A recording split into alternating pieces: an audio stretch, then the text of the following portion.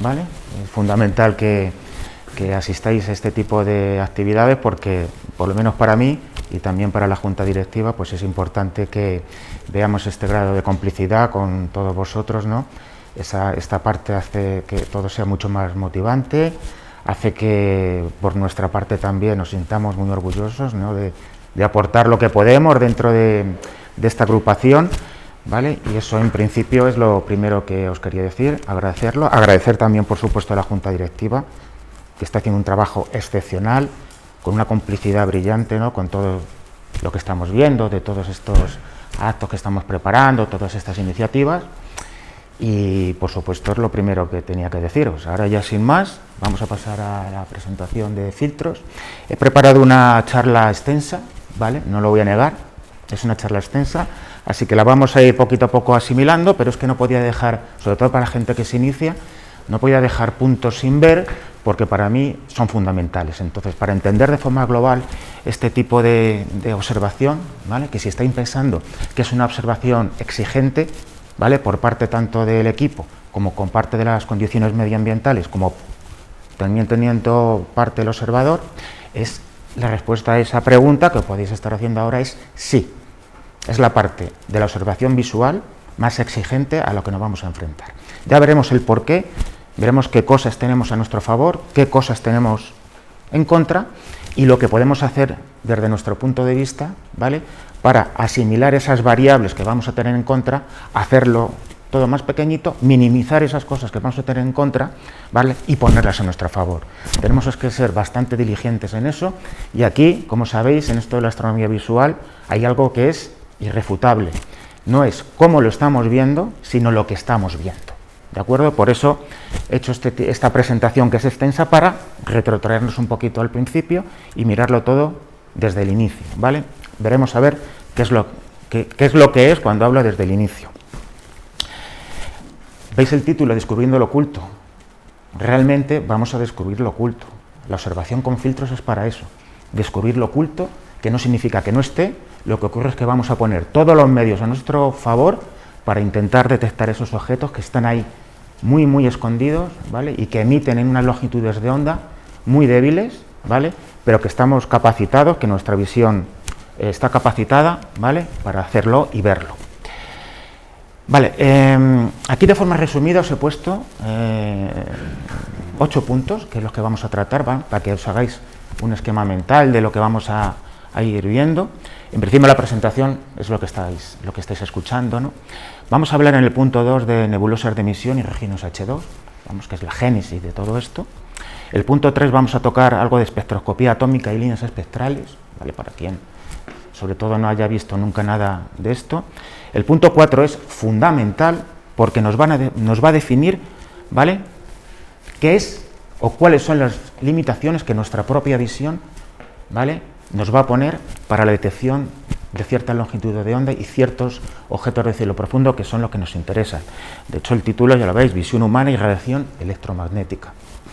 El punto 5, vamos a entrar un poco ya más de lleno en los filtros más utilizados en astronomía visual. Vamos también a hablar de filtros fotográficos, también en mucha menor medida, pero es inherente a que cuando hablemos de filtros, ¿vale? Mezclemos esas dos ideas, filtros en visual y filtros desde el punto de vista fotográfico, ¿vale? Son muy parecidos, pero no es lo mismo.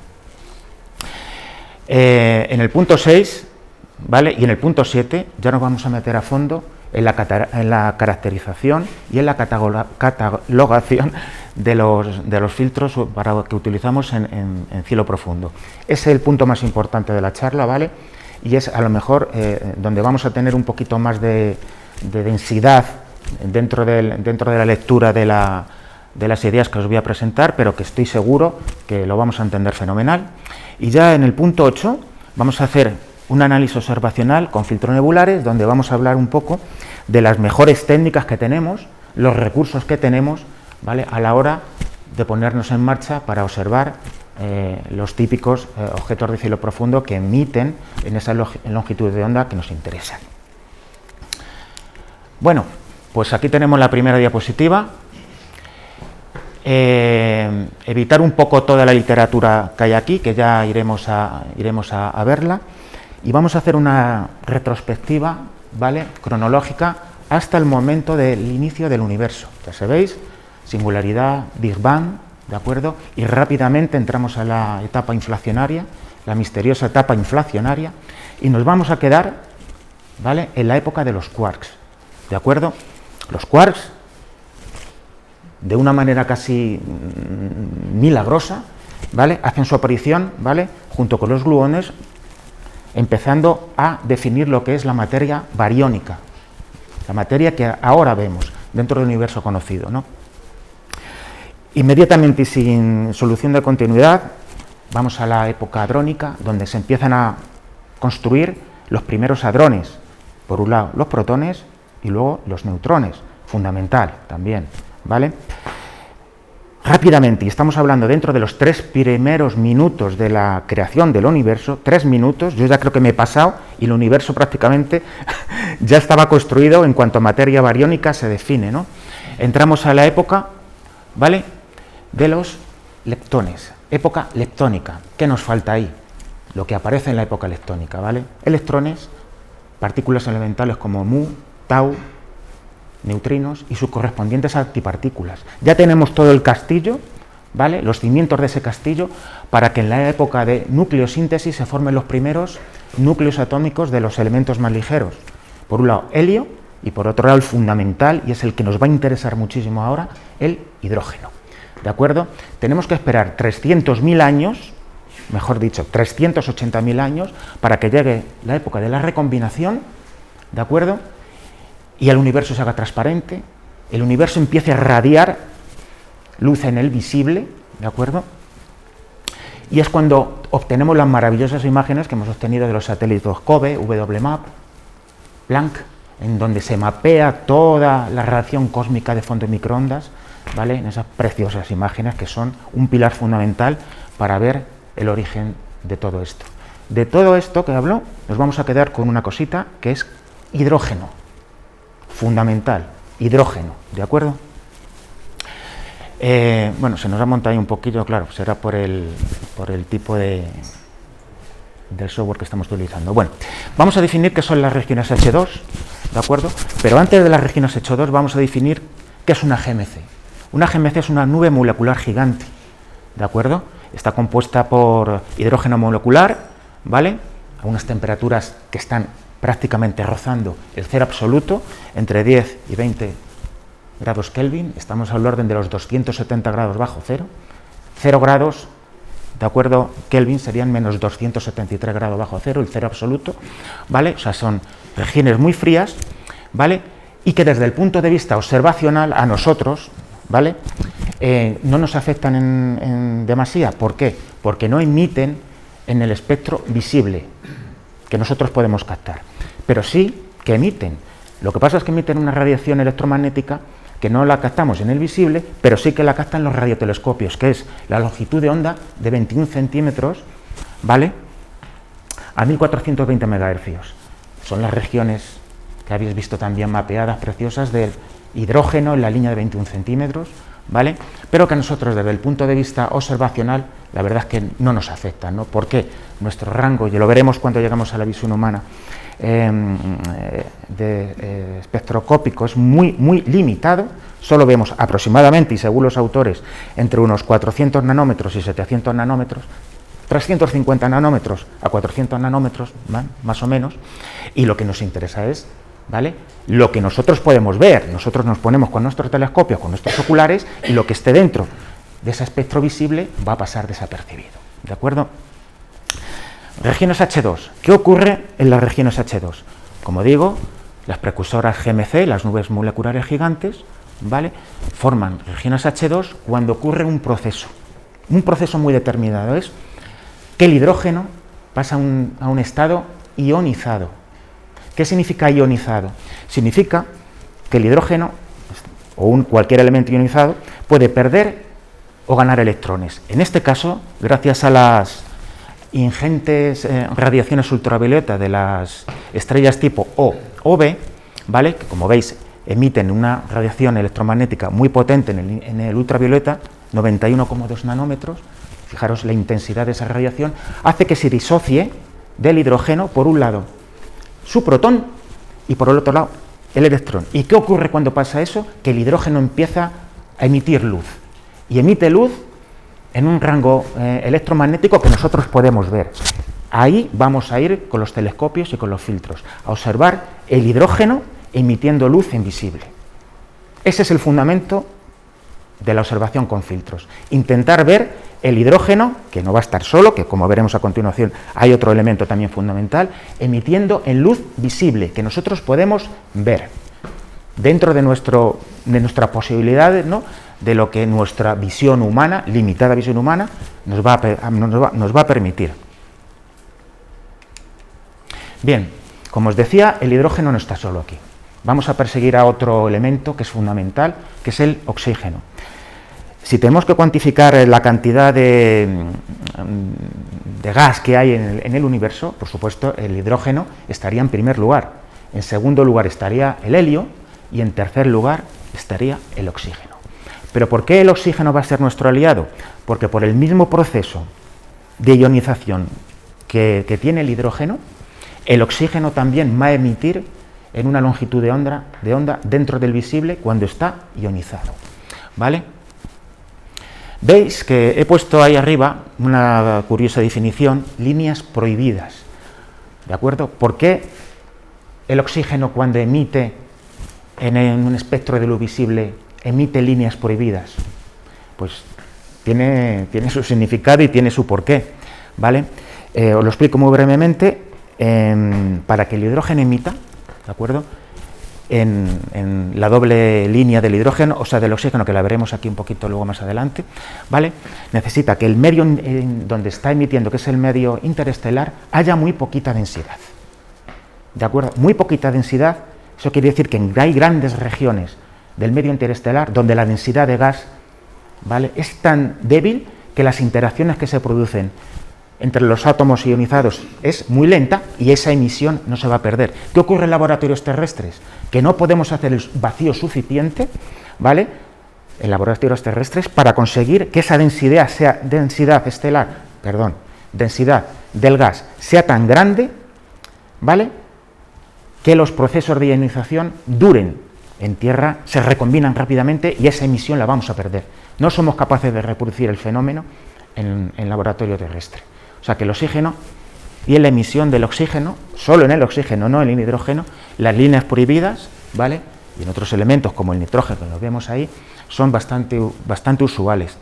Las líneas prohibidas normalmente las vais a ver en la nomenclatura porque tienen un corchetito. ¿Lo veis aquí? A ver si puedo apuntar.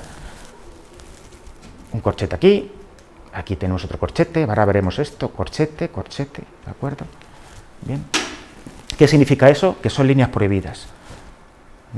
Fijaros en este cuadrito de aquí abajo, y ya vamos a empezarnos a quedarnos con alguna nomenclatura y las longitudes de onda correspondientes, ¿vale?, a estos elementos, siempre hablando en el espectro visible, de lo que nosotros podemos ver. Y fijaros, ¿os suena, por ejemplo, el hidrógeno alfa? Seguro. Vais a comprar un filtro en el hidrógeno alfa para hacer fotografía, ¿de acuerdo? O3, ¿de acuerdo? H gamma, H delta, HZ, HETA. Veremos luego de dónde sale toda esta nomenclatura y lo que significa. También tenemos la emisión en el azufre, ¿vale?, a una determinada longitud de onda, que luego veremos más detenidamente, ¿vale? Pero ya que os vaya sonando esta nomenclatura tan curiosa que es cuando el gas, tanto el hidrógeno como el oxígeno, emiten por ionización en el espectro visible. Bueno, os he puesto aquí las líneas más comunes que hay aquí. Este es un espectrograma, aquí están las líneas más comunes que emiten estos elementos que os estoy diciendo, tanto el hidrógeno como el oxígeno, y aquí, pues, a modo de recordatorio, pues, dos típicas nebulosas planetarias que emiten en el oxígeno doblemente ionizado, como son la Helix, aquí 7293, y aquí M27. Bien, primera diapositiva importante. ¿Cuáles son las líneas de emisión fundamentales para el uso de filtros nebulares? ¿Vale? Nos vamos a quedar tanto para fotografía como para visual, ¿de acuerdo? La primera, que es importante, es la línea del azufre. Está situada muy cerquita en la parte infrarroja del espectro visible, ¿vale? Y emite en los 671,6 nanómetros y en los 673,1 nanómetros. ¿Qué significa? Está muy a la derecha de nuestra capacidad visual, ¿de acuerdo? Y nos va a costar bastante verla en realidad en nuestros telescopios con nuestros filtros, aunque está dentro, ¿vale?, del espectro visual, ¿vale? La del nitrógeno es igual, está dentro del espectro visual, pero también va a ser difícil que la veamos, ¿vale? El H-alfa, en principio, y entre comillas, no lo pone de maravilla, porque fijaros que emite en los 656,3 nanómetros. Acordaros, nuestra visión humana va de los 400 a los 700. Todo lo que esté dentro de ese rango lo podremos ver, en teoría. Veremos que luego vamos a tener ciertas dificultades con esto, pero entra dentro de lo que nosotros podemos ver. H-alfa lo podemos ver, ¿de acuerdo? Por supuesto, importantísimo, ¿vale?, la emisión del oxígeno doblemente ionizado, O3, en los 495,9 nanómetros y en los 500,7 nanómetros. Dentro del espectro visual, muy importante, es una línea de emisión muy potente, ¿vale? Muy potente, ¿vale?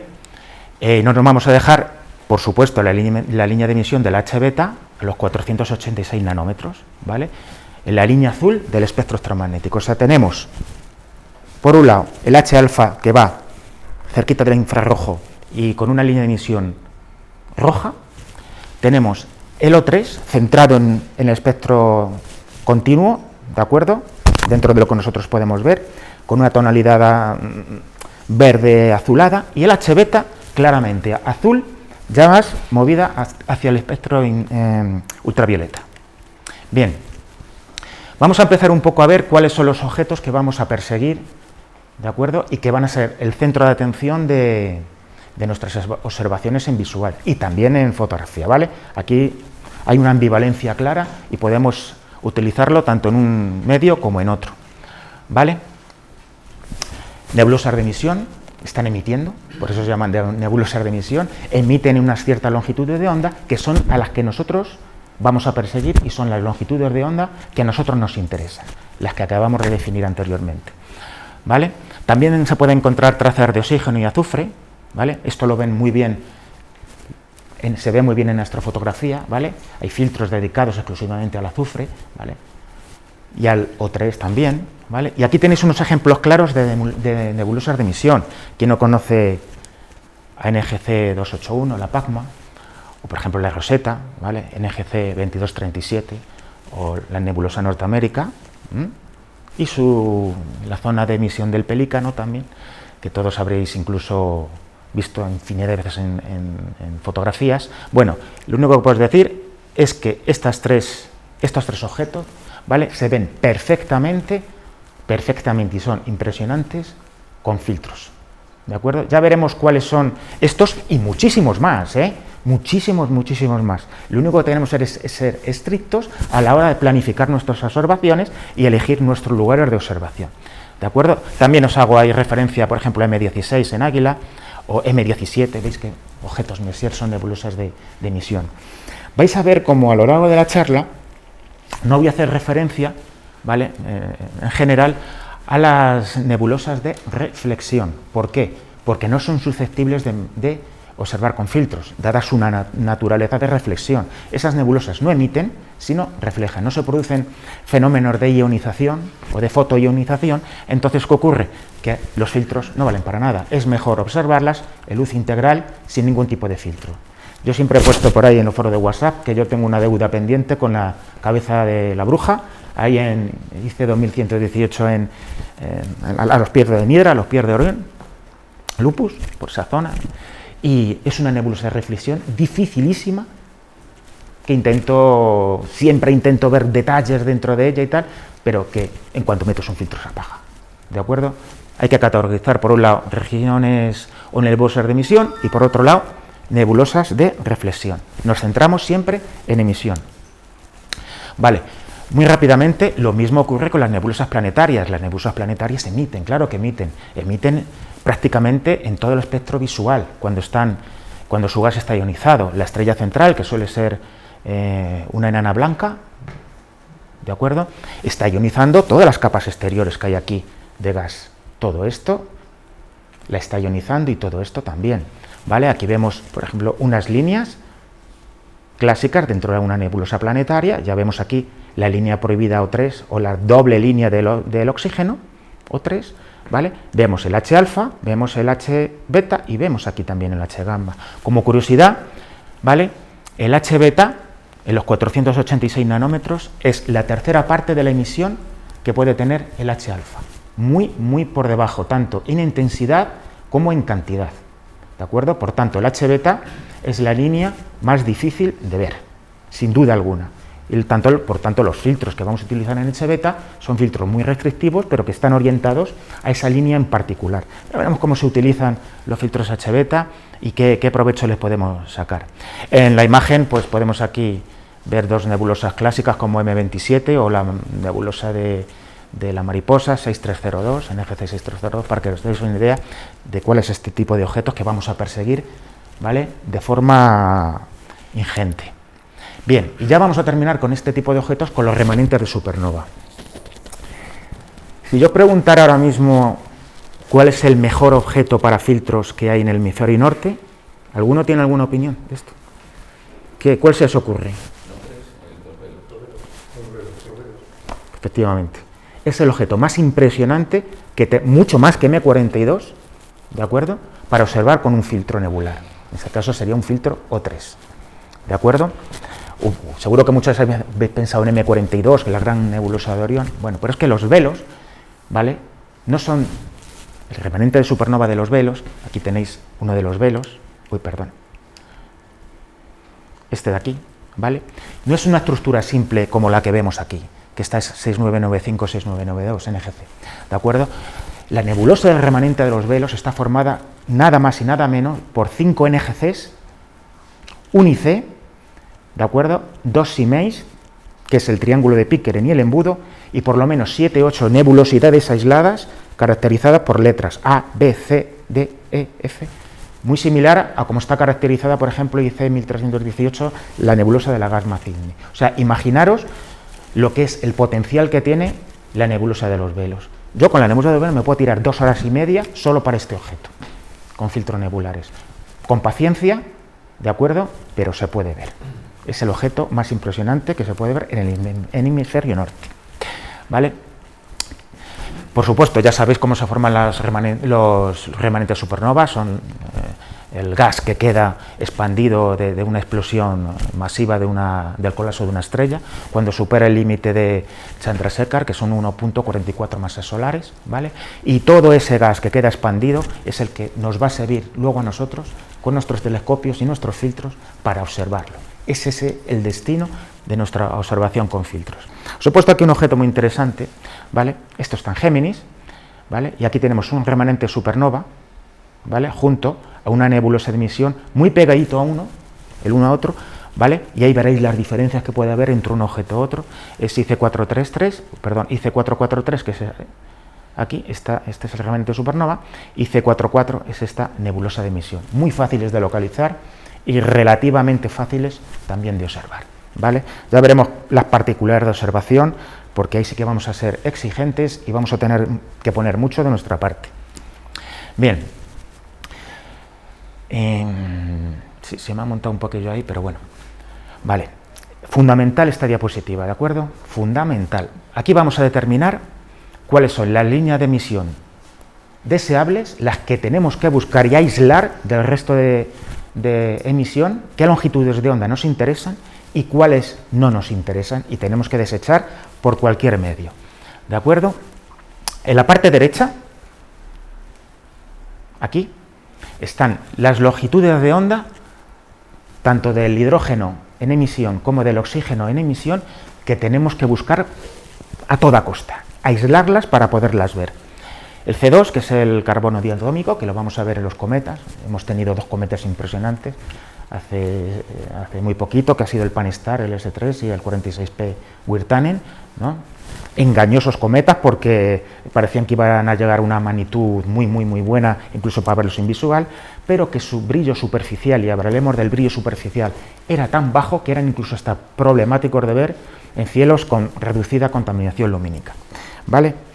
Por un lado está el C2, lo que habíamos hablado antes, el H-alfa, 656 nanómetros, el H-beta, en los 486 nanómetros, el O3, en los 495,9 y en los 500,7 nanómetros. Nos vamos a quedar ahí para visual, ¿de acuerdo?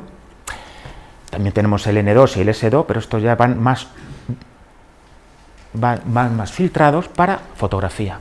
Y aquí, a la parte izquierda, el enemigo número 1, ¿de acuerdo? Entonces, vamos a caracterizar cuál es el enemigo, porque es fundamental. La contaminación lumínica, ahí tenéis, por ejemplo, el HG, mercurio, el vapor de sodio, alta presión, baja presión, ¿vale? Con líneas muy caracterizadas, ¿vale? Aquí os pongo, si lo veis desde atrás, no sé si lo podréis ver, aquí tenemos el mercurio, por aquí también tenemos mercurio, aquí tenemos sodio, alta y baja presión, ¿vale? Aquí tendríamos que meter halogenuros metálicos, tendríamos que meter LED, blanco sobre todo, el enemigo a batir, ¿vale? Lámparas incandescentes, todo esto, ¿vale? Está definido como longitudes de onda no deseables que tenemos que aislar, ¿de acuerdo? Para eso vamos a utilizar los filtros. Y veréis que aquí el NG, ¿vale? Lo pinto como iGlow.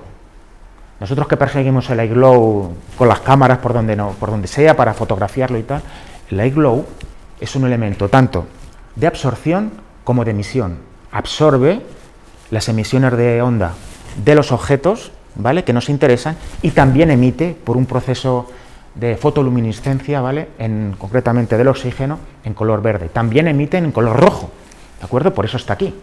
El NG aquí y también el NG aquí en el verde. El NG ya sabéis que es una reacción de fotoluminiscencia del oxígeno, pero no solo del oxígeno, también interviene el nitrógeno molecular cuando se combina con moléculas de oxígeno y de hidrógeno, y también afecta al sodio mesosférico, con lo cual el iGlow, ¿de acuerdo?, a nosotros que somos aficionados nos encanta fotografiarlo, pero los grandes observatorios lo tienen muy en cuenta como elemento perturbador, ¿de acuerdo? Cuanto menos iGlow haya, mejor. Si habéis ido alguno a observar a Canarias, al Roque de los Muchachos, por ejemplo, lo primero que os vais a encontrar va a ser con el iGlow. Siempre está, y a lo largo de toda la atmósfera terrestre, ¿vale? Entre 75 y 85 kilómetros de altura, siempre vamos a tener iGlow, ¿de acuerdo? O sea que para ellos, los profesionales, es un objeto a tener muy en cuenta. Para nosotros, sin embargo, lo perseguimos para fotografiarlo, ¿no? Bien, y en verde, dentro del espectro continuo visual, que es este, entre los 400 y los 700, que es lo que nosotros podemos ver, solo esto podemos ver, fijaros, tenemos las dos líneas del O3, estas que hay aquí, 495 y 507, tenemos nuestra línea de H-beta y nuestra línea de C2. Fijaros aquí abajo, donde se puede ver el espectro electromagnético de una forma más amplia. Aquí estarían las ondas de radio, aquí estaría el infrarrojo, y fijaros en estas dos líneas discontinuas que hay aquí. Esto de aquí, esto es lo que podemos ver. Solo eso es lo que podemos ver.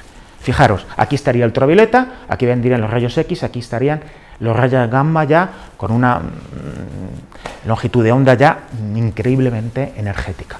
Esta es nuestra pequeña ventana, ¿vale?, dentro de las posibilidades de visión del ojo humano. Poquito, muy poquito, pero aún así podemos hacer mucho.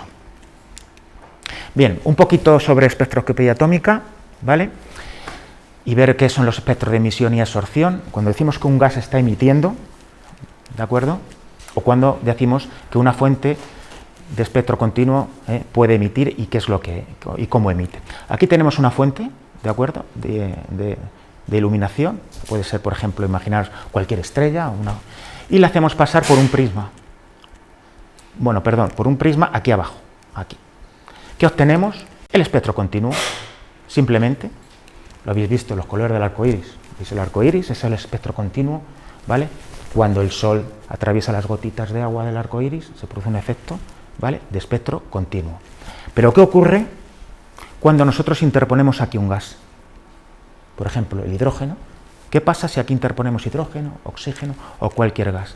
Y hacemos pasar la luz que está emitiendo esta fuente por este gas.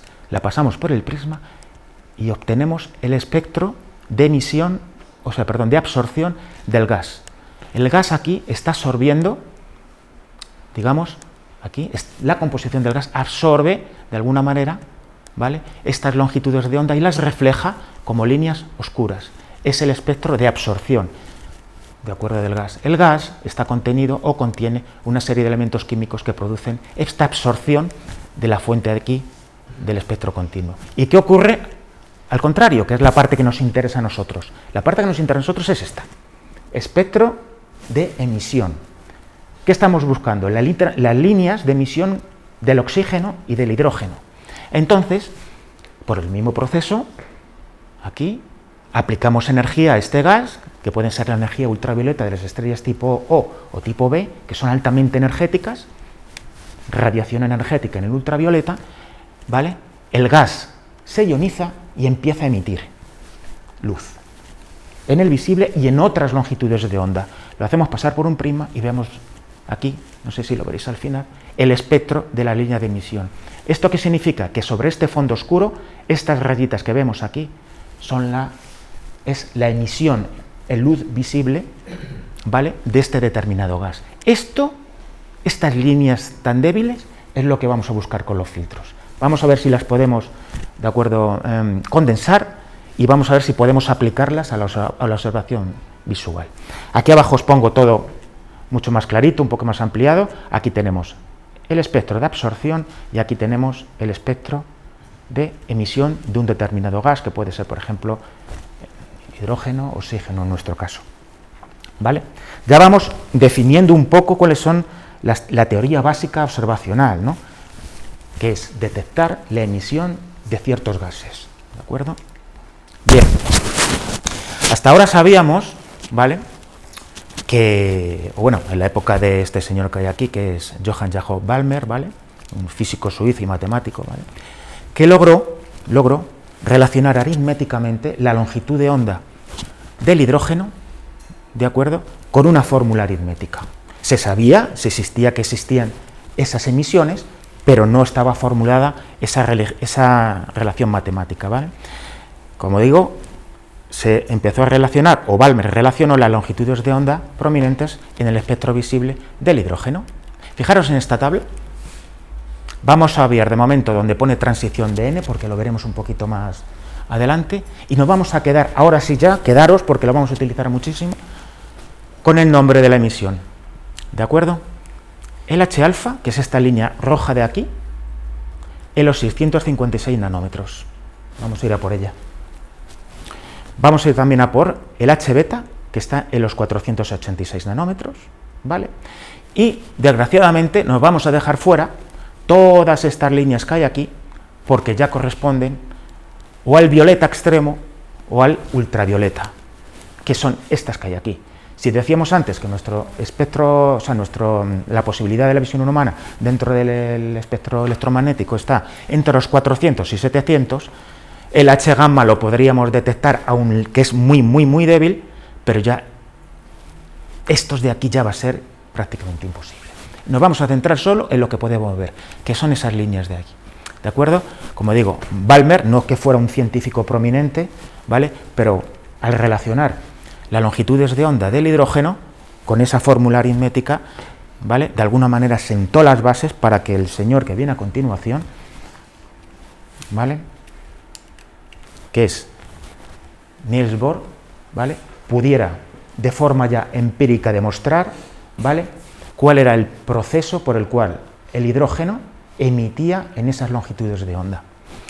Bohr, ¿de acuerdo?, que es curioso porque Bohr nació en el 85, 1885, el mismo año que Jacob Balmer, ¿vale?, relacionó la fórmula del hidrógeno, y este hombre, ¿vale?, con una destreza mental inusual para la época, de repente viene con un modelo atómico basado en el átomo de Rutherford, ¿no?, que de forma, como digo, sorprendente, soluciona, ¿vale?, la mayor incógnita que había hasta el momento, es qué tiene que pasar en el átomo para que el átomo de hidrógeno emita luz. ¿Qué pasa ahí? Bueno, yo desde luego cada vez que veo las teorías y los postulados de Bohr me asombró, porque en aquellas épocas, ¿vale?, era desde luego sorprendente postular un tema de estos, ¿no? De hecho, fue el iniciador de lo que ahora llamamos mecánica cuántica, ¿vale? Él postuló, ¿vale?, que este puntito de aquí, ¿vale?, vamos a ver que es el protón del un átomo de hidrógeno, el protón, aquí, ¿vale?, y que los electrones, ¿vale?, ionizados, ¿vale?, se movían alrededor de unas determinadas órbitas cuánticas, ¿vale?, que es lo que más conocemos como el modelo que vemos siempre en los dibujos atómicos, ¿no?, un protón y luego electrones girando a su alrededor. Bueno, pues este señor, ¿vale?, dedujo, y además le fue galardonado con el premio Nobel por esto en 1922, ¿vale?, que esas emisiones se producían por una serie de circunstancias, ¿vale?, que eran impepinables, o sea, exactas a lo que Balmer había predicho con anterioridad. ¿Veis aquí que pone órbita 2, órbita 3, órbita 4? Bueno, pues cuando un electrón salta a su estado estable de la órbita 3 a la órbita 2, ¿de acuerdo?, se produce una longitud de onda muy determinada, curiosamente, el H-alfa. Cuando ese electrón, ¿de acuerdo?, salta de la órbita 3 a la órbita 2, siempre teniendo la órbita 2, que es la que a nosotros nos interesa, curiosamente, la línea del H-beta. Cuando ese electrón salta de la órbita 4 a la órbita 2, que es la órbita estable, digamos, curiosamente, el H-gamma. Y así con toda la radiación electromagnética. Entonces ya por fin se puede decir, hemos deducido cómo el hidrógeno, o de qué forma, qué es lo que pasa a nivel atómico para que el hidrógeno emite en esas longitudes de onda. Nos viene fenomenal, nosotros ya sabemos el modelo, y entonces, ¿qué tenemos que hacer con todo esto? Pasarlo a la práctica, ¿de acuerdo? Uy, esto no me ha quedado, esto con este no queda bien, pero bueno. Como os decía, la serie de Balmer, ¿vale?, se relaciona siempre en el visible. Aquí la tenemos cuantificada, pero hay otras series, tanto la serie de Lyman, Paschen, Bracken o Fon, igual que Balmer, ¿vale?, se introdujo simplemente en la longitud de onda del hidrógeno en el visible. Otros científicos, ¿vale?, se dedicaron a la parte infrarroja y a la parte del ultravioleta, y siempre por el motivo que Niels Bohr postuló en su modelo atómico, que es el paso de un electrón de una determinada órbita a otra, ¿vale?, con menor energía, ¿vale? Por tanto, aquí os comento, ¿vale?, que la observación con filtros nebulares, la línea de emisión del hidrógeno en el espectro visible, que es el de Balmer, nos va a ser absolutamente de utilidad, y es lo que vamos a perseguir de forma práctica. Bueno, nos metemos con la visión humana, ¿de acuerdo? Vamos a ver hasta dónde somos capaces de llegar. Como hablábamos antes, este es el espectro radioeléctrico, ¿vale? Aquí ondas de radio, microondas, infrarrojo. Fijaros aquí donde está el arco iris que es esto de aquí, es lo que nosotros podemos ver. Vemos colores, se acabó, pero no vemos ni ultravioleta, ni infrarrojo, ni rayos X, ni rayos gamma. Como decía antes, depende de los autores, ¿vale? La capacidad visual del espectro, en la captación del espectro de la radiación electromagnética del ojo humano, no está todavía muy clara. Yo he visto que hay divergencias y tal, ¿de acuerdo? Pero vamos, 400, 700 o 380 nanómetros, 760 nanómetros. Todo lo que caiga aquí dentro lo podemos ver, ¿de acuerdo? Bueno, uy, qué colocado está esto, pero bueno. Entramos directamente en las posibilidades de nuestra visión, ¿de acuerdo? Función fotópica, función mesópica y función escotópica. ¿Qué es la función fotópica? La que estamos utilizando ahora, ¿vale? Nuestro ojo está recibiendo señales, ¿de acuerdo?, de una longitud de onda que podemos percibir, percibimos color, percibimos luz, ¿vale? Están centradas en los 555 nanómetros, justo aproximadamente dentro del verde, ¿vale? Tenemos una buena resolución, vemos con buena resolución, ¿vale?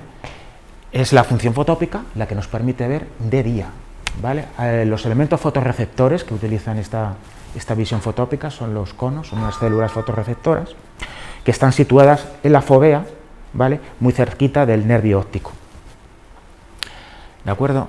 ¿Qué ocurre si va pasando el día y nos vamos introduciendo en la noche, se encienden las luces artificiales, la iluminación de las calles, que ya esa función fotópica va disminuyendo y nos vamos a meter en la función mesópica, ¿vale? Que es, digamos, una interacción media entre el día y la noche. Los conos, las células fotorreceptoras de los conos ya dejan de trabajar a su máximo rendimiento y entran otras células que son los bastones, que son las responsables de nuestra visión por la noche. ¿De acuerdo? Es fundamental. Y por fin llegamos a la función escotópica, que es la que a nosotros nos interesa. ¿Qué somos capaces de ver cuando estamos en medio del campo, en total oscuridad, por un telescopio? Fundamental, las células fotorreceptoras, los bastones. Los bastones no están situados en el mismo sitio que están situados los conos. Están situados en la periferia de la retina, aproximadamente a 20 grados. Os suena la visión lateral, visión indirecta. Estamos activando los conos dentro de la periferia de la retina. Perdonad, los bastones. ¿De acuerdo? Estamos activando los bastones en visión lateral, visión indirecta. ¿Os suena que cuando le damos un toquecito al telescopio para ver si tenemos centrado un objeto débil? Son muy sensibles al movimiento, pero son muy poco resolutivos, ¿de acuerdo? Y son muy sensibles a la luz. Vamos a aprovecharnos de toda la capacidad, ¿vale?, de los bastones. Y no los vamos a molestar y vamos a trabajar con ellos hasta los límites que podamos, ¿de acuerdo? Vamos a cuidar mucho la visión de esas células fotorreceptoras que son los bastones. Problema número 1, adversidad número 1. Iremos viendo cosas a favor, cosas en contra. ¿Qué pasa con el efecto Purkinje? Fijaros en este gráfico de aquí, en condiciones fotópicas, ¿veis esta curvita de aquí? ¿Veis que está tocando aquí parte del infrarrojo? Aquí en los 650, 660 nanómetros y termina por aquí, en el azul, aproximadamente en los 400 nanómetros. Coincide con el espectro digamos que podemos captar en visual. Pero ¿qué ocurre por la noche? Por el efecto Purkinje, esto se traslada a la izquierda y donde estaba centrado en los 555 nanómetros, se nos mete en los 507 nanómetros. Nos hemos cargado toda la parte del infrarrojo. ¿Y qué hay en el infrarrojo? H-alfa. ¿De acuerdo? Mirad la curva escotópica en línea punteada y mirad la curva fotópica en línea punteada. En visión fotópica, fijaros cómo cogemos esta parte roja y en visión escotópica no la vamos a cargar. Con lo cual el H-alfa vamos a tener problemas para detectarlo. Y ahora vosotros diréis, bueno, ¿eso implica que no vamos a ver el H-alfa, no vamos a ver los objetos en color? No. Eso no significa que no vayamos a ver ciertos objetos en color. Vamos a ver ciertos objetos en color como nebulosas planetarias, ¿vale?, que están aquí en el verde, que están en el azul. Vamos a ver el color, sobre todo con grandes aperturas. Pero aquí viene la gran discrepancia, ¿vale?, que seguramente muchos de vosotros habéis entrado en foros y tal. ¿Alguien es capaz de ver el color en objetos de cielo profundo que no sean el rojo, perdón, el verde o el azul? Sí, ¿verdad? ¿Acaso la subjetividad no importa aquí? ¿Nuestra visión escotópica es igual en todos? Por supuesto que no. Por supuesto que no.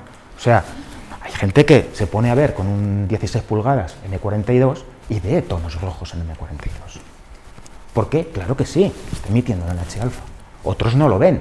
Pero podemos entrar en una discusión si podemos ver color en M42. Digo M42 porque es el objeto más potente que tenemos emitiendo en H-alfa.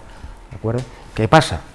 Que vamos a discutir si la visión subjetiva de un observador tiene que ser igual a la visión subjetiva de otros. Por supuesto que no. O sea, que si os cuentan que alguien ve colores en M42, créerlo porque es verdad. Y sobre todo con grandes aperturas. ¿De acuerdo? El color existe y nuestra visión escotópica no es igual para todos. Bien. Seguimos con la visión humana y radiación electromagnética. ¿Qué pasa con la adaptación a la oscuridad? A ver, yo os voy a ser muy claro en esto. Yo no utilizo tablets, no utilizo móviles, no utilizo, cuando estoy con observación visual me refiero, no en astrofoto, no utilizo ni móviles, ni tablets, ni ordenadores, ni nada que pueda hacer variar o la adaptación a la oscuridad, ¿vale? O que le lleguen a las células fotorreceptoras, que son los bastones, ¿vale? Ninguna señal que pueda perturbar. Cada uno es libre de hacer lo que quiera en este sentido, ¿vale? Yo soy muy clásico en esto, y ahora que está de moda teléfonos móviles y ponernos a observar con las cartas en la tablet, súper cómodo, yo no lo hago. Capucha de observación y se acabó. Linterna de luz monocromática roja con un filtro de gel rojo y punto. Y vais a ver un cambio increíble. Claro, las nuevas tecnologías nos invitan, ¿no? Joder, yo tengo mi móvil aquí, pues tengo mis cartas, voy a buscar un objeto, llevo mi gotó con el telescopio, pum, pum. No, es mi criterio. Ahora ya cada observador tiene su propio criterio y se tiene que acomodar a su visión escotópica. Yo no digo que no se pueda utilizar, pero yo en particular no lo utilizo. ¿De acuerdo? Fijaros en esta curva, es la curva de adaptación normal del ojo humano a la completa oscuridad, relativa completa oscuridad, porque la completa oscuridad no nos sirve. Esto tarda ni más ni menos que producirse que aproximadamente media hora. En media hora, ¿quién no ha sacado el móvil? ¿Quién no tal? ¿Quién no ha ido al WhatsApp? No, no, o sea, de verdad es muy importante. Ya habéis visto que el H-alfa lo tenemos ahí en el borde, lo tenemos casi en el borde. No vamos a favorecer ahora a las condiciones mediocres de observación, no, vamos a combatirlas. ¿Y cómo podemos combatirlas? Esta es una adaptación a la oscuridad absoluta. Si queréis utilizar tablets, perfecto. Yo no lo hago y mi experiencia es, para mi visión escotópica, lo mejor. ¿De acuerdo? Bien, vamos a pasar a ver ya un poquito sobre los filtros, una primera categorización sobre los filtros más habituales, vamos, ¿de acuerdo? Que podemos utilizar sobre todo en visual, pero aquí también veremos de filtros en observación para astrofotografía, ¿vale? Y un primer... Uy, perdonad. ¿Vale? Y una primera categorización serían los filtros atenuadores, ¿de acuerdo? ¿Cuáles son estos filtros atenuadores? Los polarizadores, ¿de acuerdo? Los filtros de densidad neutra con grados diferentes de gris. ¿Para qué sirven? No van a modificar en absoluto la longitud de onda, ¿vale?, en la que son transparentes, pero sí van a bloquear la intensidad de la luz. ¿Dónde vienen muy bien? En la luna. Si tú vais con un 16 pulgadas, si no vais con filtro atenuador, yo no me pongo. Yo no me pongo, ¿vale? Vamos a meter un filtro atenuador, a no ser que estéis a grandes aumentos, ¿de acuerdo? Que se atenúe la luz por el sistema óptico del telescopio, pero desde luego es bastante molesto. ¿Vale? Entonces, de esta categoría estarían los filtros grises y los polarizadores. Vamos con los filtros de paso alto, ¿vale? ¿Para qué sirven los filtros de paso alto? ¿Vale? Estos filtros transmiten por encima de una determinada longitud de onda que viene caracterizada en el filtro. Ejemplos típicos, los Astronomic IR Pro, tanto el 742 como el 807, ¿vale? Estos dejan pasar el infrarrojo desde los 742 nanómetros y los 807 nanómetros y bloquean el espectro visible. Y vosotros diréis, ¿y qué ganamos con eso? Pues ganamos, ¿vale?, una cosa muy importante en fotografía planetaria, ¿de acuerdo? Que el infrarrojo, la luz en infrarrojo, es muchísimo menos sensible que la luz integral, ¿vale?, cuando nos referimos a la turbulencia atmosférica. Las grandes fotografías planetarias que veis por ahí, sobre todo en la Luna, están hechas con filtros de paso alto, ¿de acuerdo? No vemos color, vemos simplemente las imágenes de escala de gris, pero con una nitidez, ¿vale?, increíble. En los filtros de paso bajo, totalmente lo contrario, bloquean o transmiten por debajo de una longitud de onda específica. Aquí tenemos, por ejemplo, los IR-Block, los filtros de bloqueo infrarrojo y los mixtos, que bloquean tanto el ultravioleta UV como el IR, ¿vale? ¿Qué nos favorecen a nosotros? En visual, poco, pero en astrofotografía nos permite enfocar con mucha más precisión, porque antes hablaba Javi de la longitud de ondas que focalizan, ¿vale?, en el telescopio. El infrarrojo focaliza en un puntito, pero es que el ultravioleta, la parte más azul, no ultravioleta, más azul, focaliza en otro. Entonces, ¿qué pasa? Que tenemos dos puntos de focalización diferentes y el enfoque se hace muy difícil, ¿de acuerdo? Por eso, con los filtros de paso bajo los vamos a bloquear. También he puesto aquí el filtro metano, pues es un filtro muy curioso, yo nunca he mirado por él, aquí abajito, es que como se ha descolocado todo esto, porque estamos utilizando el Office, ¿vale? Este filtro actúa en los 889 nanómetros, solo con un paso de banda de 8 nanómetros, que veremos luego qué es, y nos permiten ver los detalles de las nubes de metano de Júpiter. Yo nunca he mirado por ninguno de esos, o sea que tampoco tengo mucha experiencia, ¿vale?, en él, pero hay poca gente que lo tenga. Eso es verdad, es un filtro muy específico y bueno, comprarlo no está mal, ¿vale?, para ampliar la colección, pero tiene un carácter muy exclusivo. Bien, al contrario que los anteriores, estos son muy populares, ¿de acuerdo? Estos los podemos tener todos, cuestan poquito dinero, ¿de acuerdo? Son muy populares y son los filtros de color que se utilizan para planetas y para la Luna, ¿vale? Lo normal es que sean filtros de gel o filtros de una gelatina o vidrios tintados, ¿vale?, para que solo filtren en una determinada longitud de onda, por eso están coloreados, ¿vale? Aquí los tenéis, cada uno tiene su color, ¿de acuerdo?, acorde a su longitud de onda que permiten pasar. El filtro rojo, los verdes, los azules, nos van a servir sobre todo en planetaria, son muy baratos, ¿vale?, muy baratitos, y eso lo podéis tener cualquiera en vuestro maletín de observación. ¿Para qué valen? Yo he llegado a la conclusión de que todos valen para todo, ¿vale? En la siguiente página, bueno, aquí abajo tenemos algunos espectrogramas de los filtros, veis que cada tonalidad dentro de un mismo color pues tiene una determinada banda de emisión o de transparencia, ¿vale?, y es lo que nos va a servir luego para ver detalles planetarios. Yo aquí os he puesto un ejemplo, pero yo creo que en conclusión todos valen para todo, la verdad. Hay aquí un popurrí de utilidades, pero por ejemplo un filtro de color naranja, ¿vale?, pues vamos a ver bandas de nubes en Saturno, uno rojo, por ejemplo, vamos a tener, yo no decía más detalles, pero más contrastes en las nubes de Júpiter y de Saturno, ¿vale?, capas polares de Marte, azul, ¿vale?, también lo vamos a utilizar en la Luna, Marte, Júpiter, contrasta regiones de iluminación débil, ¿vale?, un amarillo es muy útil en la Luna, ¿vale?, ese sí, realmente este es bastante útil en lunar, acentúa capas polares de Marte, referente a Marte, o sea, Júpiter y Saturno, pues también aumenta el contraste, en fin, hay un pupurrí ahí de utilidades que solamente por el precio merece la pena tenerlos, ¿vale? Simplemente vais a un planeta, ponéis un filtro, ponéis otro y sacáis conclusiones. Bien, como decíamos antes, los filtros de densidad neutra, acá hablábamos como filtros atenuadores, aquí los tenéis. Este es un polarizador, los polarizadores llevan dos componentes, que son el polarizador y analizador, giran entre ellos, ¿de acuerdo? Por lo tanto, esa transmisión es variable.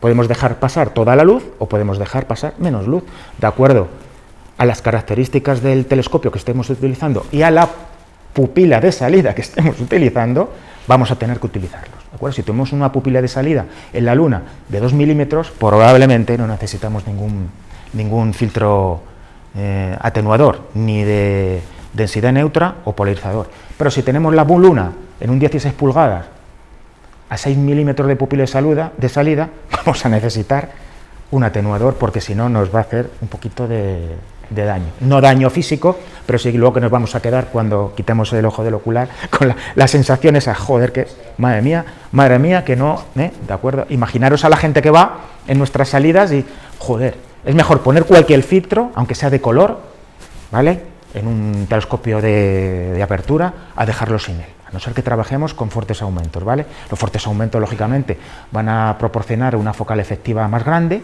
y van a reducir esa luminosidad. Bien, nos metemos en una serie de filtros especiales, ¿vale?, se consideran especiales. Particularmente yo discrepo de alguna de las utilidades de estos filtros, ¿vale? Fijaros aquí tenemos el Neodymium, el Monastery Globe, ¿de acuerdo? Fijaros en su espectrograma. Estas son las longitudes de onda del visible, más o menos. Aquí tenemos el Fringe Killer, ¿vale? Ya vemos aquí alguna diferencia con este. Y aquí tenemos el Contrast Buster, que vemos que hay diferencias notables en cuanto a los dos anteriores. ¿Para qué se pensaron estos filtros? se pensaron para reducir, en principio, el cromatismo de los telescopios acromáticos. Ya sabéis que un telescopio acromático tiene problemas, tanto para focalizar, por un lado, desde la parte roja del espectro que observamos, y por el otro lado, por la parte más azul. No tenemos un foco claro. ¿Qué hacen estos filtros? Eliminar el cromatismo, sobre todo, de la parte más azul. ¿Mejoramos el telescopio? No. Simplemente lo hacemos un poquito a la imagen más estética. He visto por ahí algo que no me acaba mucho de convencer, ¿vale? Es que estos filtros, ¿vale?, realzan nebulosas y mitigan de forma ligera la contaminación lumínica ofreciendo un contraste adicional. A mí esto no me cuadra. Y lo venden así en las tiendas de astronomía, ¿de acuerdo? Estos no son filtros anticontaminación lumínica ni realzan nebulosas, ¿de acuerdo? Son filtros muy específicos que ya por sus espectrogramas no tienen nada que ver con los filtros que nos vamos a meter más a fondo, que son los filtros para cielo profundo, para nebulosas de emisión, planetarias y remanentes de supernovas. Con lo cual, bueno,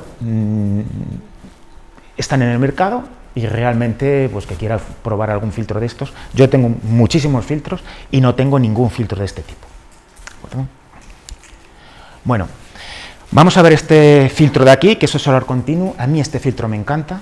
Es un filtro muy bueno para observación solar, pero creo que os tengo que decir algo que os tiene que quedar súper claro, ¿vale? Esto no es un filtro solar, ¿de acuerdo? Que nadie se le ocurra comprar este filtro, ponerlo al telescopio y mirar al sol, porque va a tener un gravísimo problema, ¿de acuerdo? Este filtro, ¿vale?, está diseñado para que emita aproximadamente los 540 nanómetros, fijaros aquí, justo en esta línea, ¿vale?, centrado en nuestra visión fotópica, ¿vale?, es para ver el sol, pero no puede utilizarse de forma aislada, tiene que utilizarse de forma conjunta con otro tipo de atenuadores. Lo puedes utilizar con un filtro de densidad neutra 3.0 y con un prisma de Herschel, que es el que se ocupa de eliminar toda la intensidad que nos llega del Sol, y este conjunto es el que yo utilizo normalmente para ver el Sol en el espectro continuo, ¿de acuerdo? Si no tenéis esto de aquí, ni el prisma ni los filtros de densidad neutra, puede funcionar perfectamente con una lámina Safety de Bader, y que son las láminas que se ponen, sabréis, en el objetivo del telescopio, que los utilizamos constantemente en observación lunar. ¿Qué va a hacer este filtro? ¿Vale? Va a contrastar en esa longitud de onda de los 540 nanómetros, va a contrastar, digamos, la parte del Sol en que se producen efectos de convección, la granulación solar, sobre todo en fotografía, ¿de acuerdo? Os digo, muy atentos a este filtro, que no se puede utilizar de forma aislada, que nadie se le ocurre comprarlo y ponerlo en el ocular así directamente o en el portaocular, porque ya sabéis lo que puede pasar, ¿no? Vamos a la 11, pero directamente. Se me olvidaba un detalle muy importante, fijaros el ancho de banda, 10 nanómetros solo. Fijaros lo centrado que está este filtro, ¿vale?, en el espectro continuo del Sol, en los 540 nanómetros. Bueno, después de esta clasificación, vamos a obviar un poco toda esta literatura porque la voy a contar yo. Vamos a ver una segunda categorización de los filtros ya dedicados para observación de objetos de cielo profundo. Tenemos los filtros de paso ancho, los broadband, los típicos LPR, CLS, Light Pollution Reduction, ¿vale? Pues no son muy amigos de estos filtros, no son muy amigos. Yo considero a la gente que los compra y quiere observar, pues no sé, NGC 23 de 59 desde su balcón aquí desde la avenida de la Aviación, que es donde yo vivo, y me parece estupendo, pero no funciona así esto, ¿de acuerdo? Ya veremos luego una diapositiva de David Canisely, absolutamente contundente, rotunda, donde vamos a tirar por tierra algunos mitos que hay por ahí sobre la utilización de filtros, ¿vale? En una segunda categorización tenemos los filtros de paso estrecho, los narrow band. Ahí sí que vamos a entrar de lleno, ¿vale?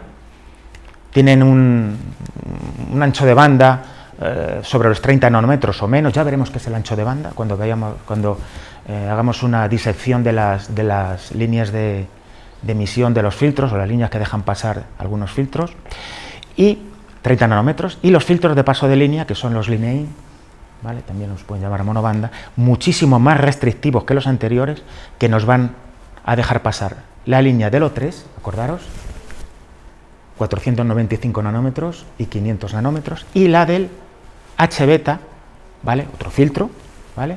Dedicado exclusivamente al H-beta, ¿de acuerdo? Veremos luego al final algunas controversias sobre este tipo de filtros, ¿vale? Que quiero, por lo menos en mi experiencia, que quiero que deben quedar claros, pero son los típicos filtros que venden para la nebulosa California, la cabeza de caballo, la famosa Cocoon Nebula 5146, ¿vale? Compraros el H-beta que vais a ver esto, venga, sin problemas. No es tan fácil, ¿de acuerdo? Y aquí, aunque ya no se ve, ¿vale? Tenemos los filtros de banda Swan, que son los especializados en cometas. Os hablaba antes del carbono diatómico, entonces a mí me hubiera gustado tener un filtro de banda Swan para ver el Pan-STAR S3 o el 46P que hemos tenido hace poco, ¿vale? Que en el campo estaban preciosos, pero que, no sé, quizá para el próximo cometa me haga con uno de estos filtros, porque tengo mucha curiosidad de ver cómo se observa en cielos con nula contaminación lumínica un cometa ¿vale? Con este ancho de banda o longitud de banda del carbono diatómico. Vale. Fijaros, UHC, Ultra High Contrast, ¿de acuerdo? ¿Esto qué es? ¿Una marca? ¿Un tipo de filtro? ¿O qué es? UHC es una marca. Los famosos filtros UHC nacieron con el primer filtro Lumicon UHC, y los llamó así. ¿Qué pasa de luego? Que UHC se ha extendido y todo el mundo utiliza UHC, pero realmente UHC, que significa Ultra High Contrast, ¿vale? Nació como una marca de Lumicon, ¿vale? Aquí, en este lío de líneas que tenemos aquí, que no vamos a entrar porque en principio ni siquiera los de ahí atrás lo van a ver, ¿vale? Vemos por un lado toda esta curva gaussiana que hay aquí, significa cómo cada filtro, ¿vale? Interpreta y reproduce y deja paso a una determinada longitud de onda. Cada filtro es diferente al otro. Ya podéis comprar un filtro de Bater o de Lumicon, ¿vale? O de TS Optis o de Explorer Scientific o lo que os dé la gana, que no hay dos filtros iguales, ¿vale? Entonces, ¿qué ocurre aquí? Bueno, os he hablado de esta parte de aquí, que sería la correspondiente al H-beta, al O3, ¿de acuerdo? Fundamentalmente, y aquí estaría lo que deja pasar o no deja pasar respecto al H-alfa, ¿vale? Y al resto de longitudes de onda dentro del espectro visible del ojo humano que está aquí abajo. Seguramente que ahora mismo estáis pensando, ¿qué filtro prefieres? Sí, ¿no? Vale. Os hablaba antes de la subjetividad de la visión escotópica de cada uno, ¿de acuerdo? Es muy difícil recomendar un filtro. ¿Por qué? Porque está sujeto a tu propia visión. Esa opinión es una opinión totalmente subjetiva. Es muy difícil recomendar un filtro. ¿Cómo tenemos que analizar entonces un filtro? De acuerdo a tu propia visión. ¿Cómo analizamos en teoría? Analizando su espectro. El espectro de las longitudes de ondas que deja pasar. Analizando simplemente las longitudes de onda que deja pasar y en qué términos las deja pasar. Aquí veíamos el cuadrito de antes de las longitudes de onda y los elementos que son deseables, y aquí lo que no son deseables. Fijaros esta parte de aquí no hay curva. Esto que veis aquí es esto, no confundiros. Esto, lo que pasa es que está ampliado, pero corresponde a esto. Aquí está el H-beta, el O3, carbono diatómico, ¿vale? Y aquí está toda la parte del H-alfa. ¿Qué corta? Todo esto. El mercurio, el sodio de alta baja presión, lo que puede hacer con el LED, que es muy poquito, muy poquito. El LED es auténticamente un elemento altamente destructivo para nosotros, el LED blanco me refiero, ¿vale? Y corta también, en la medida de lo posible, halogénuros metálicos, y corta también, en la medida de lo posible, pues, luces incandescentes, ¿vale? O halógenos, ¿vale? Esto se llama espectrograma del filtro, y es lo que va a hacer diferente un filtro de otro. Si yo os recomiendo un filtro, me vais a decir, a mí no me vale este filtro, o me iré muy bien. Entonces, los filtros, hay que tomarlos, la categorización de los filtros hay que tomarlos un poco con pinzas, porque lo realmente comparativos son, para cada observador, sus espectrogramas. ¿Qué vamos a obtener de cada filtro? Siempre en teoría, en teoría, no en la práctica. ¿Vale? Bien. ¿Qué nos vamos a fijar dentro de un espectrograma? de un filtro. Fundamental, las zonas que no tienen transmisión, las zonas sin transmisión. ¿Cuáles son esas zonas? Las emisiones de onda que emiten, ¿vale? La que emite la contaminación lumínica, luminarias de todo tipo, vapor de sodio, alta y baja presión, LED, ¿vale? Halogenuros metálicos, en fin, lámparas de incandescencia. Todo eso el filtro va a intentar bloquearlo, pero va a intentar bloquearlo, ¿de acuerdo? ¿Qué vamos a tener que también tener en cuenta? Las pendientes de subida y bajada de las curvas del espectrograma. No es lo mismo un filtro que tenga una línea de paso que vaya así suavemente y que haga una curva, a un filtro que haga ¡pumba! Y haga un corte perpendicular. De aquí no pasa nada, ni por un lado ni para otro, ¿de acuerdo? Esas son las pendientes de subida y bajada, ¿vale? De las líneas de emisión o de corte de los filtros. Hablo de líneas de emisión del filtro de forma a lo mejor muy poco adecuada, porque debería decir, ¿vale?, líneas de transmisión, pero vamos, es una jerga que estamos acostumbrados, las líneas de emisión del filtro. El filtro no emite en nada, ¿de acuerdo? Simplemente deja pasar unas determinadas longitudes de onda, ¿vale? Nos vamos a fijar también en la zona infrarroja, muy importante. Yo prefiero que deje paso en la zona infrarroja del H-alfa, por si acaso, ¿vale?, puedo ver algo más, por si acaso. Yo os puedo decir que en mi caso y con filtros que dejan pasar el infrarrojo, en M42, que hablábamos antes, solo he llegado a percibir ciertos tonos pardos, nunca rojo ni naranja, ciertos tonos parduzcos. Yo utilizo un 300, ¿vale?, normalmente, pues estoy seguro que gente con su visión escotópica particular puede ver color, como hablábamos antes. La zona infrarroja, que es esta parte de aquí, y como veis, cada filtro deja pasar o no en una determinada medida. Y luego vamos a estudiar más a fondo, claro, las líneas espectrales, a ver de qué manera afecta en cada filtro, ¿vale?, su línea o la línea espectral que deja pasar, ¿de acuerdo? Estas tres cosas van a resolver con precisión y van a caracterizar con precisión un determinado tipo de filtro. Bueno, os hablaba antes, David Knizzeli, ¿vale?, es un aficionado que yo realmente os sigo desde hace muchísimo tiempo, es un crack en lo que respecta al uso de filtros, pero de forma práctica, no tanto teórica, ¿vale? Y fijaros en este cuadrito de aquí. La polución o la contaminación lumínica o un filtro de contaminación lumínica elimina la contaminación. En absoluto.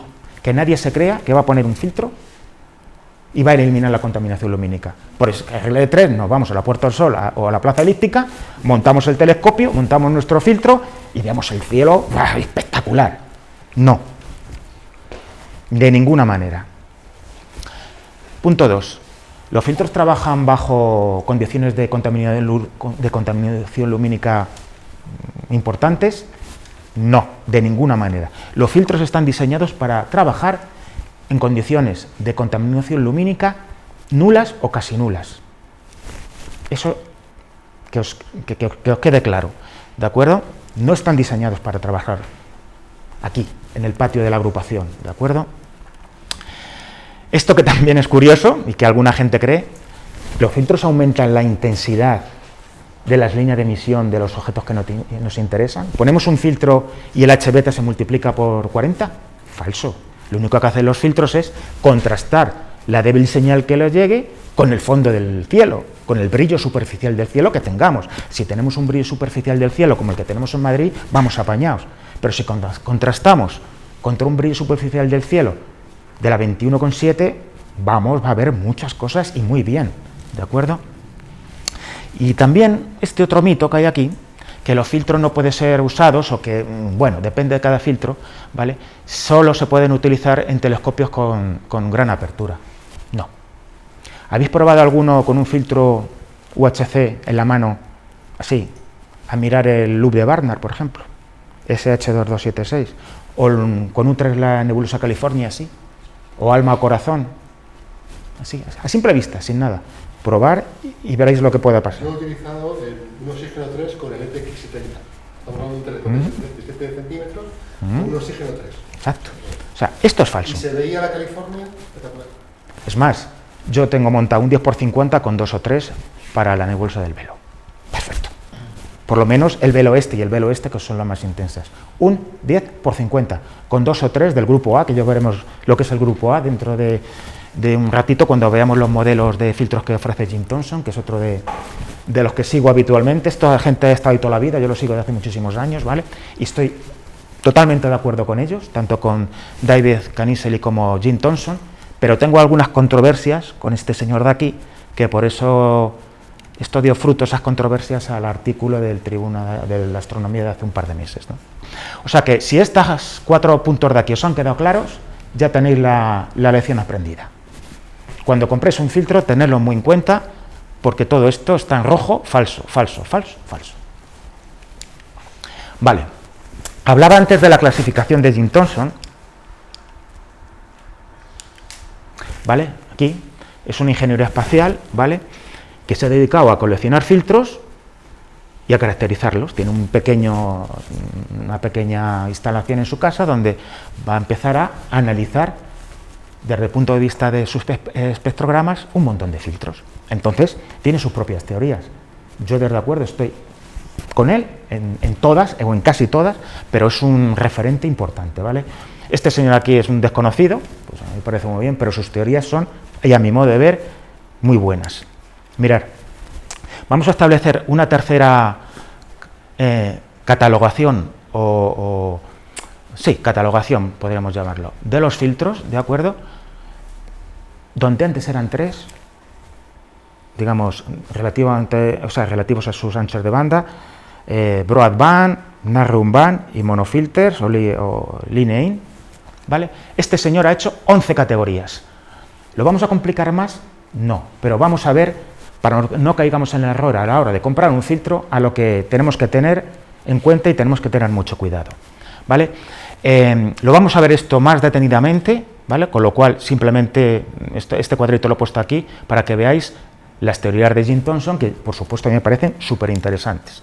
Bien, nos metemos con el oxígeno 3, que sabéis que el oxígeno 3 trabaja en la línea prohibida del oxígeno, los 495,9 y los 500,9, fundamental y muy potente. Aquí lo tenéis. Fijaros, el O3 lo divide en 2 grupos, el grupo A y el grupo B. ¿De acuerdo? Simplemente el grupo A, que es el que a nosotros nos interesa, que deja pasar las 2 líneas de emisión, tanto la de 495,9 como la de 500. Bueno, aquí tendría un 1, aquí hay un error. ¿De acuerdo? El que nos interesa. Las 2 líneas de emisión. Cuando vayáis a comprar un filtro 3, que deje pasar las 2 líneas de emisión. ¿Por qué? Porque hay algo pasa, que hay algunos filtros o 3 que no dejan pasar las 2 líneas, solo dejan pasar una. Joder, nos está fastidiando. Se utilizan mucho en nuestra fotografía, viene muy bien porque ese ancho de banda, al reducirse, permite una mayor resolución, pero nuestro ojo no es una CCD, ¿vale? Una CCD puede llegar hasta los 1200 nanómetros, o sea, ve el infrarrojo y todo lo que le echen, nuestro ojo no. Entonces ya bastante tenemos con dejar entrar al O3 para que encima nos quiten una de las 2 líneas, ¿de acuerdo? Esto sería el grupo B, mucho ojo a la hora de mirar y caracterizar un filtro 3. ¿Vale? ¿Qué ocurre con el H-beta? Bueno, es un filtro que, como sabéis, es muy especializado, ¿vale? En principio, está diseñado para los 3 objetos top que hay. Yo creo que, según mi experiencia, hay un par de objetos más aprovechables y de ninguna manera, ¿vale? Y es la controversia que os decía antes con David Canisely, vale para los 21 objetos que él propone. De ninguna manera, vamos. Luego, si tenemos un ratito, os lo enseño, ¿vale? En 2 minutillos y sacamos nuestras propias conclusiones. ¿Qué diferencia hay según Jim Thompson, entre un filtro H-beta tipo grupo A o un H-beta tipo grupo B? Pues mirad, yo el mejor filtro que conozco para H-beta es el Astronomic H-beta. ¿Por qué? Por una sencilla razón. No vamos a entrar en ancho de banda porque prácticamente todos tienen el mismo ancho de banda. Pero ¿cuál es el elemento importantísimo en un filtro? Su transmisión. No es lo mismo que el filtro transmita aquí cerca del 100%, el 99, 98, 97, que se nos corte aquí, en el 85%. Yo tengo un filtro SkyWatcher H-beta y es como hablar de otro mundo, si lo comparamos con un UHC. ¿Por qué? Por culpa de la transmisión. Un filtro caro transmite más, un filtro barato transmite menos. ¿Qué ocurre? ¿Me compro una HBeta? Sí, pero ojo, mirar la transmisión, porque si no, no os va a valer para nada. ¿De acuerdo? Mucho ojo con la transmisión en los HBeta, porque es el punto de inflexión entre tener un HBeta grupo A o un HBeta grupo B. Importantísimo. Bien, entramos directamente en los narrowband, en los banda estrecha, que son los famosos UHC, ¿vale? Que todos tenemos en mente. Pero incluso dentro de estos UHC, ¿vale?, hay divisiones. No todos los UHC son iguales, ¿de acuerdo? Me gusta mucho los que trabajan en torno a los 35 nanómetros. Fijaros en el gráfico de la derecha, ¿vale? ¿Veis dónde pone FWHM? Full width at half maximum. Bueno, pues el ancho de banda de las líneas que permite pasar un filtro se mide aproximadamente aquí, a la mitad, al 50% de transmisión, aproximadamente. Y cuando un filtro dicen que transmite los 35 nanómetros, es que entre aquí y aquí hay 35 nanómetros. ¿Esto se puede expandir? ¿Se puede hacer más ancho? Por supuesto que sí. ¿Qué haremos con un filtro que esto deja pasar más? Será un filtro que contraste menos. ¿De acuerdo? Yo prefiero los filtros que contrasten. ¿De acuerdo? Tengo un problema, claro, que es que van a dejar pasar menos luz integral, de alguna manera. Pero tienen sus beneficios, ¿de acuerdo? Que es ver la emisión de lo que vamos buscando, que son las emisiones del hidrógeno y del oxígeno. ¿Vale? Como veis, todos están centrados aquí, estas son las curvas, ¿vale?, que hacen transparente a las longitudes de onda que nos interesan, del H-beta, del O3, ¿vale?, centrar los 35 nanómetros, ¿vale?, centrar, lógicamente, en el color azul verdoso que hay aquí. Algunos, veis, que cortan directamente, este aquí está cortando el H-alfa, punto, y hay otros que dejan pasar el H-alfa. Yo prefiero que deje pasar el H-alfa. ¿De acuerdo? Que está dentro del, digamos, del visual, por lo menos lo más próximo al visual, y yo prefiero filtros que dejen pasar, en la medida de lo posible, el hidrógeno alfa. ¿De acuerdo? Acordaros, 35 nanómetros, ¿vale?, de ancho de banda, de full width al máximo. Damos un pasito, y ese narrowband de banda estrecha se nos convierte en un medium band. Menos restrictivos, habéis visto cómo todo esto que hay aquí son filtros, ¿vale? No los veis, pero ya lo digo yo, cada uno con sus curvas. Están superpuestos, ¿vale?, todos, y aquí vemos las curvas de cada uno de los filtros. Aquí, que suben y bajan, entonces esto nos vale luego para comparar qué es lo que deja pasar y lo que no deja pasar. ¿Menos restrictivos? Sí, funcionan entre los 35 y 50 nanómetros, ¿vale? ¿Llegan a ser un LPR CLS? No, todavía no, ¿vale? Estos también son muy útiles, ¿vale?, y los tenemos que considerar, ¿vale? Diversas marcas nos lo ofrecen. Mirad, aquí tenemos, por ejemplo, el Astronomic UHC, ¿vale?, algún Teleview por aquí, ¿de acuerdo? Hablaremos de los UHC-E y los UHC-S. Este tipo de filtros van en esa onda. No son tan restrictivos como los banda estrecha clásicos, ¿vale? Y los venden como diciendo, este filtro te va a ir muy bien aquí porque tienes un telescopio de apertura reducida. Yo tengo varios UHC tipo S y no los uso.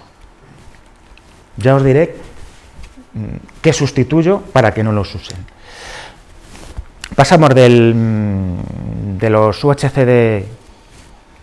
de medio band a width band, ¿vale? Todavía vemos que tienen cierta restricción, pero mucho menos. Estos ya trabajan entre los 50 y 70 nanómetros, ¿vale? Y aquí ya empezamos a ver algunos filtros que ya nos van sonando, sobre todo en esta fotografía. Los SIDAS, para contaminación lumínica, los Optolon tipo L-Pro, para contaminación lumínica en fotografía, pero en visual a mí estos ya me están gustando menos. Ya me gustan menos, yo prefiero filtros más restrictivos, ¿vale? Pueden ser utilizados, por supuesto, en las condiciones que requiera el observador, dentro de lo que hemos explicado antes, ¿no? Pero ya me gustan menos y, por supuesto, estos ya me gustan muy poquito, ¿de acuerdo? Fijaros en sus líneas, que hacen transparente aquí a las longitudes de onda que nos interesan, como aquí ya esto es un poco ya, ¿cómo os diría? No sé, como pasarnos un poco, ¿no?, en las restricciones. Los venden como CLS, LPR. Yo de estos no tengo ninguno, ni compraré ninguno nunca. Estos son los filtros que dicen, ¿quieres ver yo qué sé, M1 desde tu casa? Cómprate un LPR CLS. Cómpratelo y no verás nada. Vendrá un poquito más oscura la imagen, pero la verdad es que no funcionan bien bajo condiciones de contaminación lumínica. Esa es la realidad. ¿Que contrastan? Sí, bien, contrastan. ¿Para qué lo podemos utilizar? Para ver objetos en visión integral, cúmulos, por ejemplo, cúmulos abiertos, cúmulos globulares, galaxias. Pero realmente, si tenemos que poner delante un filtro para ver una galaxia, mal vamos. Mal vamos. Os lo digo de verdad, pero mal. No vamos por buen camino. ¿Vale? Bueno, vamos a ver desde el punto de vista práctico, ¿vale?, cómo relacionar cada uno de estos tipos que nos ha descrito Jim Thomson desde el punto de vista, por un lado, de la apertura del telescopio y por otro punto de vista de la pupila de salida. La pupila de salida, como decía Javi antes, es fundamental. Lo es todo. ¿Por qué? Porque la pupila de salida engloba, ¿vale?, características del propio telescopio, como son la focal, como son los aumentos, ¿de acuerdo? Entonces, lo único que tenemos que ver es qué pupila de salida necesitamos para observar con filtros, ¿de acuerdo? Y qué aperturas están recomendadas. Fijaros, ¿a quién se le podía imaginar o quién podía imaginar que un O3 del grupo A restrictivo, ¿vale?, de los restrictivos, funciona bien con un 14 centímetros? ¿Por qué no? Y con menos. Yo os acabo de decir que un grupo A yo lo tengo puesto en mis prismáticos 10x50 y veo el velo, sin ningún problema además. Ya veremos en qué condiciones, claro. Estamos acostumbrados a que nos vendan, no, es que el O3 es muy restrictivo, no, necesitas un 16 pulgadas, no, ni muchísimo menos, ese mito fuera, ya lo habéis visto en la nota de David Canisely, ¿no?, esa diapo tan potente que hemos visto ahí, que eso nos tiene que quedar grabado ahí a sangre y fuego, ¿no? Fijaros en el H-beta, aquí, ¿vale? Es un filtro ya más restrictivo y sí, necesita más apertura, lógicamente. El H-beta es un filtro muy restrictivo, muy delicado de utilizar y es una verdadera delicia cuando damos con la noche adecuada y el objeto adecuado. A ver si luego os contaré alguna cosilla del H-beta, ¿vale?, porque es una maravilla de filtro, pero claro, es altamente restrictivo, lo vamos a utilizar en contadas ocasiones, ¿vale?, pero como yo digo en estos dos filtros, vamos a tener que poner mucho de nuestra parte, pero la recompensa va a ser enorme. Y luego ya dentro de la familia de los narrow band, el medium, el wide y el extra wide band, ¿no?, pues ya fijaros aquí, con un wide band tipo CLS, LPR, con un simple telescopio de 60 milímetros, podemos ponerlo sin ningún problema. El tema es que no lo queramos comprar. Yo desde luego no voy a comprar ningún CLS, ningún LPR, porque considero que esa no es la solución para ver ni nebulosas de emisión, ni remanentes supernovas, ni muchísimo menos, ni nebulosas planetarias, ¿vale? Nos pasamos a este cuadrito de aquí, ¿vale?, y vamos a relacionar cada filtro con una determinada pupila de salida. Ya de entrada os digo una cosa, filtro pupila de salida máxima. Aquí vemos el 7 milímetros, ¿vale?, como pupila de salida máxima. La pupila de salida máxima va a depender mucho de la edad de cada persona, ¿de acuerdo? La pupila, me refiero a la pupila que tenemos cada uno, no la del ocular. Un chaval va a tener una pupila muy grande, ¿veis los bebés, la pupila de salida que tienen? Todo lejos, prácticamente todo el iris de color negro, ¿no? Sin embargo, una persona mayor pues va a tener una pupila muy pequeña, en relación, bueno, muy pequeña, no va a llegar a los 7 milímetros. Eso es cuestión de nuestra visión escotópica, cada uno tenemos unos límites, ¿vale? Si os queréis medir vuestra pupila de salida, os ponéis así en un espejo, os ponéis una regla aquí, o hacéis una foto en espejo, que salga la regla y tenéis vuestra pupila de salida en total oscuridad, ¿de acuerdo? Lo normal es que aquí estemos, ya para una edad media, entre 5 o 6 milímetros, ¿de acuerdo?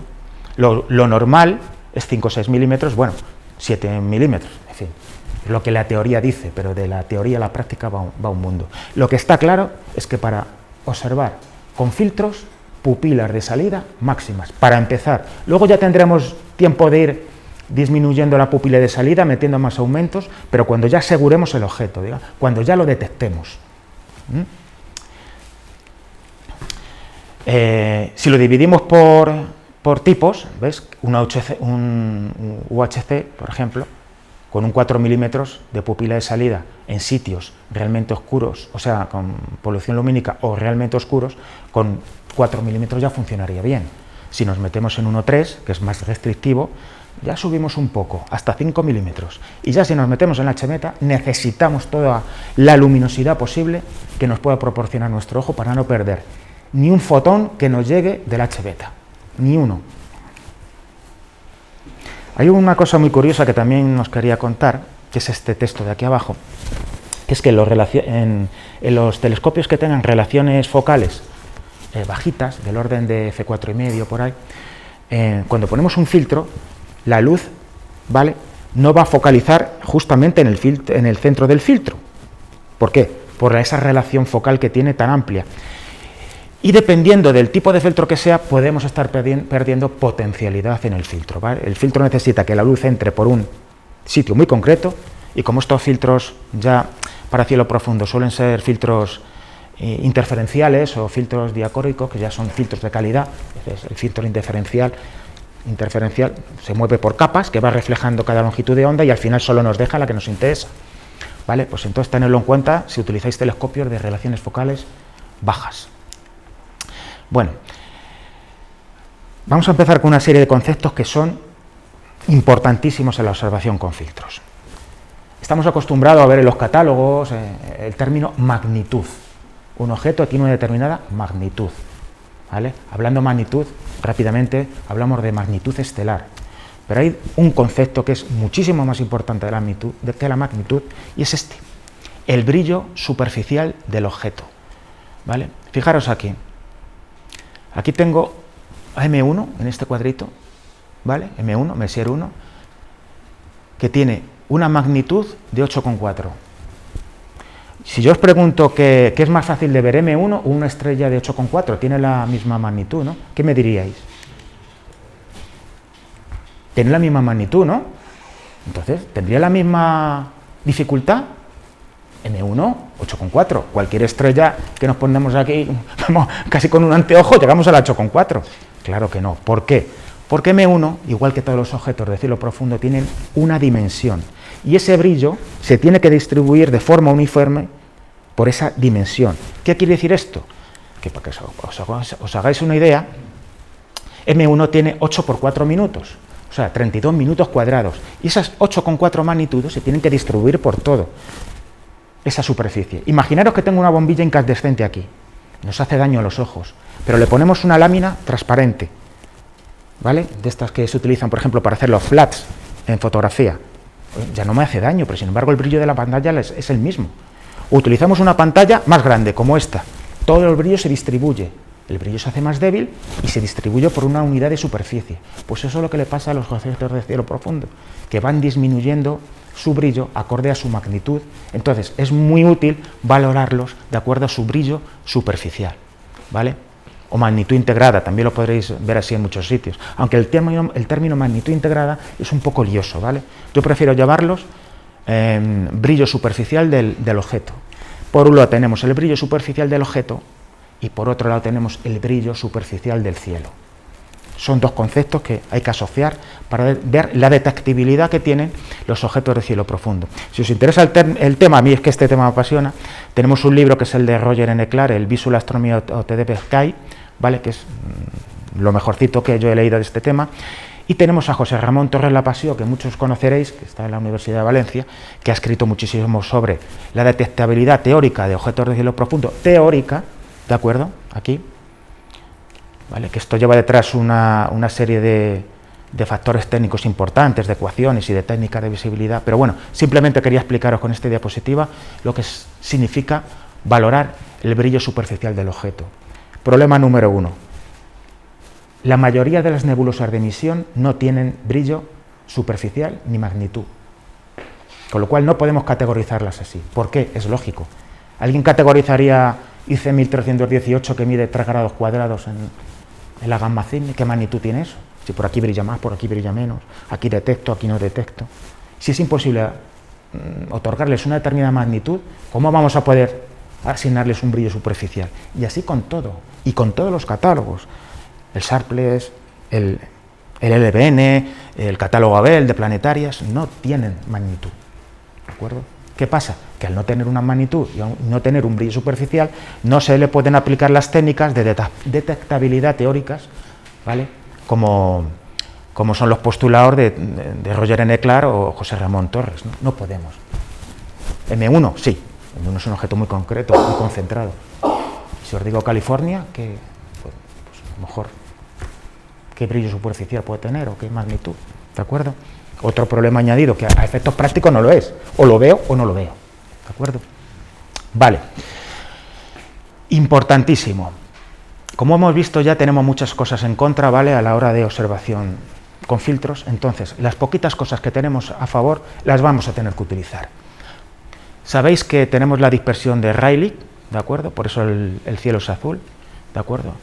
La atmósfera dispersa la luz que nos llega del Sol en el espectro más azulado, ¿vale? Pero ese efecto de Rayleigh tiene su problema. La atmósfera extingue la luz que nos llegan de los astros. Hay una extinción, bueno, que no es mucha, ¿vale?, pero existe la extinción, porque los observatorios están situados en altura, porque claro, se quita la atmósfera, se reduce la extinción. Otro factor es la altura de nuestro objeto sobre el horizonte. Vamos a ver, que nadie se le ocurra poner a 10 grados sobre el horizonte, pues no sé, M27 vamos a suponer, para verla en su máximo esplendor, porque va a resultar un fracaso. Vamos a esperar a que M27 o cualquier objeto esté transitando por nuestro meridiano. O sea, que alcance la altura máxima que podemos encontrar para la declinación de ese objeto. Eso es muy importante. ¿Qué significa esto? Que tenemos que planificar muy bien nuestras salidas de observación en relación a los objetos, ¿vale?, que queremos observar. No ir allí al campo, sacar, a ver, ¿qué hay por aquí? Mira, sí, mira, ahí tenemos, pues no sé, M57, joder, pero está a 8 grados sobre el horizonte. Yo me meto con, uy, qué mal se ve, vaya porquería de filtro que me he comprado. No, vamos a ver, vamos a ser coherentes, ¿de acuerdo? Vamos a intentar subir en altura lo que podamos, ¿vale? Intentar que nuestras noches sean los más transparentes posibles, ¿vale? Y sobre todo, coger los objetos en su tránsito por el meridiano. Esto es simplemente planificar una salida de observación debidamente. Y no solo vale para los objetos con filtros, vale para todo, para todos los tipos de objetos que os queréis plantear. Normalmente la extinción es de aproximadamente 0,16, ¿vale?, magnitudes por masa de aire. Para que os hagáis una idea, una masa de aire es lo que tenemos encima de nuestra cabeza ahora. Una masa de aire. La masa de aire en el horizonte más o menos son 40. Multiplicar 0,16 por la extinción por masa de aire y os daréis cuenta porque os digo que cuando planificáis la salida de observación, sobre todo con filtros, que es la observación más difícil, más delicada, planificáis muy bien, ¿vale?, la altura de los objetos. Porque eso va a hacer que volváis a casa con una frustración del copón o que vengáis a casa más contentos que la leche. ¿De acuerdo? Ese simple detalle. El ozono es fuente de absorción, no lo podemos quitar, pero absorbe. O sea, tenemos una serie de elementos que no vamos a poder quitarnos de encima, pero vamos a poder minimizar los efectos de la forma que os estoy contando. Bueno, esta diapositiva es la diapositiva más importante de toda la charla, sin duda alguna, sin duda, y en la que voy a hacer hincapié, pero hasta más no poder. ¿Qué diferencia hay entre esta foto y esta foto? ¿Alguna vez? Es evidente, ¿no? Bueno, esta foto es igual que esta. Es el mismo campo, la misma zona, que es la del centro de la Vía Láctea en Sagitario, ¿de acuerdo? Esto está aquí. Contra esto es lo que tenemos que luchar. Y ya me voy a apartar 4 minutos del tema de los filtros, ¿vale?, para entrar a saco aquí, porque aquí sí que necesitamos ser activistas. ¿De acuerdo? No se trata de revertir la situación porque es muy complicada, ¿vale? Pero sí que tenemos que ser como agrupación o como miembro individual, ¿vale?, de una agrupación, tener cierto activismo en este tema. Esto es mi barrio, pero puede ser el barrio de cualquiera de vosotros. Esto es Cuatro Vientos y esto es Tierra Muerta en Serranía de Cuenca. ¿de acuerdo? Este cuadrito de aquí, ¿vale?, hace una equivalencia entre el brillo superficial del cielo, la escala de Bordle, famosa, ¿vale?, que como el otro día ponía en el foro, que yo no estaba de acuerdo en los 3 primeros niveles de esa escala, me parecen que están, bueno, muy sobreestimados, ¿vale? Aquí la tenéis, aquí abajo, ¿vale? También se relaciona aquí la magnitud límite estelar, pero esta escala aplicada a esta fotografía simplemente es para llorar. Quien viva aquí y piensa que se va a comprar un filtro de banda estrecha y vaya a ver la magnificencia del universo, va listo. Va listo. Solución, pues por muy triste que nos parezca, muy deprimente y altamente frustrante, lo único que nos queda para la utilización con filtros, y aquí ya me vuelvo un poco más a la charla, es irnos a cielos de este tipo. ¿Qué significa esto? Significa dedicación, tiempo, dinero, kilómetros, dejar a la familia, en fin, no nos queda otra. Lo único que puedo deciros es que el esfuerzo es altamente gratificante si cumplimos con las reglas mínimas que vamos viendo en toda la charla, ¿de acuerdo? Lo que es muy triste es hacer un viaje de un montón de kilómetros, ¿vale?, encontrarse con un cielo muy contaminado, un montón de kilómetros me refiero a 80, 60, el cielo a 60 kilómetros es deplorable. O sea, es que claro, el tema de esto es que estamos acostumbrados a ver el cielo como está ahora, pero el cielo no es este. Este no es el cielo del que tenemos que partir de este cielo, ¿de acuerdo? Y por eso sí que yo, desde luego, os pediré un esfuerzo para que en la medida de vuestras posibilidades, ¿vale?, carguéis el coche con telescopios, porque una noche en este cielo, con un par de filtros o 3, va a equivaler a 20 noches en este cielo. Aquí vais a tener un nivel de frustración elevado y aquí vais a veniros más contentos y se os va a quedar grabado en esa imagen casi fotográfica, ¿vale?, que se ve cuando se utilizan filtros nebulares en algunos objetos. Esa fotografía mental se os va a quedar para toda la vida. Así que esto es un tema que el observador tiene que elegir. El fotógrafo tiene menos restricciones, lógicamente. ¿Por qué? Porque utiliza filtros de banda estrecha desde la ciudad. Entonces, la capacidad de captación de luz de una CMOS o una CCD está más que demostrada en banda estrecha. Nuestro ojo no es una CCD. ¿Y qué queréis que os diga? Hasta aquí puedo leer. Sois vosotros los que tenéis que elegir. Yo, desde luego, hace muchísimos años que abandoné la astronomía de ciudad. No me parece, es más, me parece altamente negativa, frustrante, y a toda la gente que entra nueva, ahora, simplemente deciros que busquéis el cielo, ¿vale?, como el mejor filtro posible. Ese mejor filtro, sin duda alguna. Aquí no valen filtros, aquí sí valen filtros. ¿De acuerdo? Otras cosillas que tenemos que tener en cuenta en la observación de filtros. Utilizar todos los recursos que tengáis a vuestra disposición. Utilizar dibujos de otros observadores, ¿vale? Ver cómo lo dibujan, qué es lo que ellos ven. Para mí la mejor información que me da un aficionado es su propia experiencia. Si me dice, mira, me he metido aquí a ver, pues no sé, cualquier objeto del cielo profundo, pues, IC, por ejemplo, 417, ¿cómo lo ves? ¿De qué manera lo ves? ¿En qué circunstancias los estás viendo? ¿Vale? Ya sé que es mucho medir, qué temperatura tenías, o cómo era el potencial del cielo, el geopotencial, cómo estaba el viento. ¿Por qué? Porque todas esas pequeñas cositas cuentan. Es la única manera que tenemos de cuantificar una noche excepcional. Y claro, si sabemos cómo es una noche excepcional, sabremos cómo, en el futuro, qué circunstancias se tienen que dar para saber cuándo se va a reproducir. Y no sé si me explico. Cuando tengamos esas variables dominadas, pues que, ¿de acuerdo? El geopotencial, si en altura hay vientos, si no hay vientos, si viene un frente frío, todo eso hace amalgama, y entonces la emisión en infrarrojo del cielo, que la podemos medir con un simple termómetro infrarrojo, todo eso hace que digamos, esta es la noche, no la puedo desaprovechar. Coger los trastos, que están todos preparados allí, sin perder ninguna al coche. Y os digo que os vais a volver con una absoluta satisfacción y diciendo, realmente esto merece la pena, ¿vale?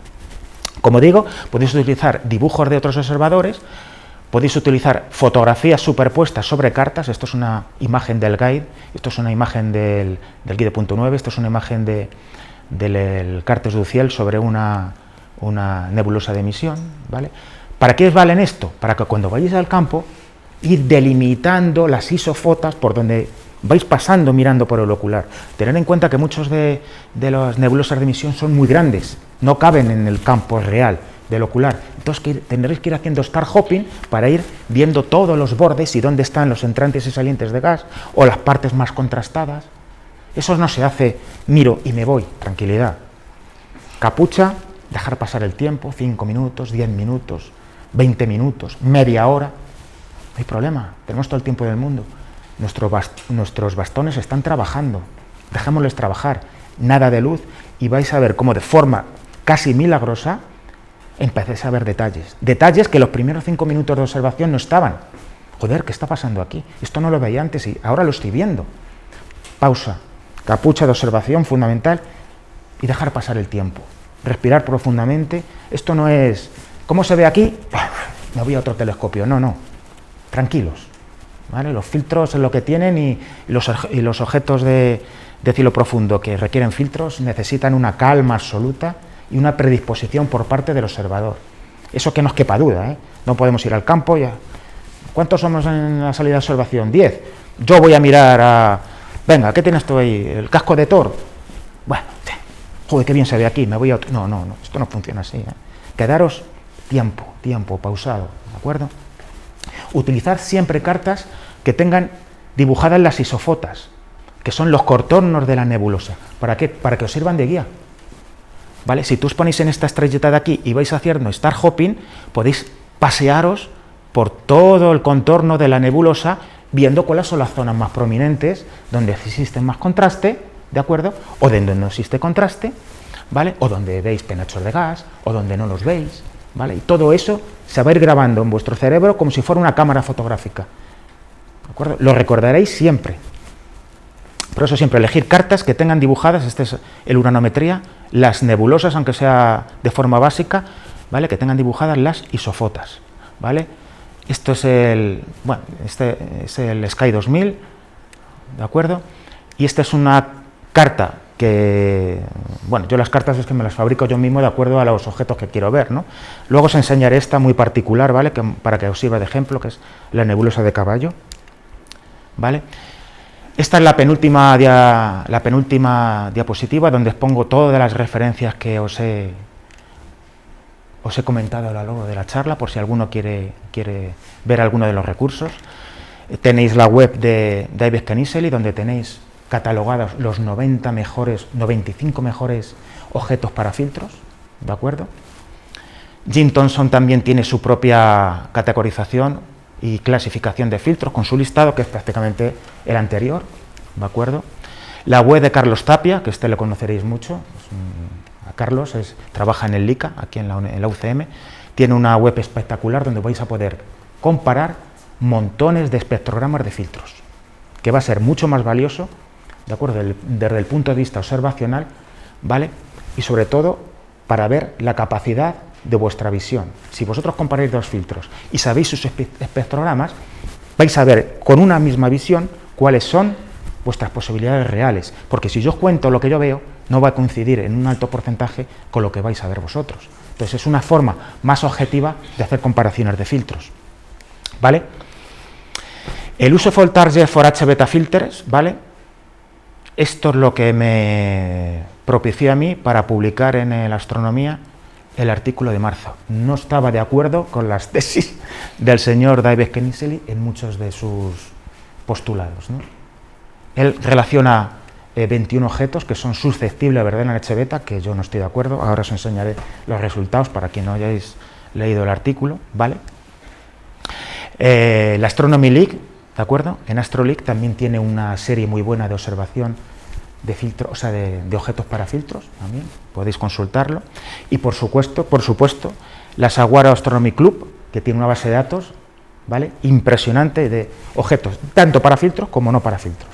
Esta es, para mí, es la base de datos, el padre de los padres, de las madres de ¿vale? de consulta para aficionados. Para mí es fundamental, yo la llevo utilizando muchísimos años y la verdad es que está hecha por aficionados para aficionados, ¿de acuerdo? Si alguno quiere consultar, aunque ahora no sé si tendremos tiempo, yo creo que un poquito, lo que yo publiqué en ese artículo de astronomía, que de alguna manera venía a contradecir, bueno, a puntualizar lo que el señor David Knizzeli, ¿no?, dice en su listado de los mejores filtros para H-beta. Entonces, no sé si, Javi, podremos, antes de la última diapositiva, podemos ver un poquito, lo que tengo dentro del USB para enseñaros unas cosas, no sé, antes de finalizar, solo queda una. Sí.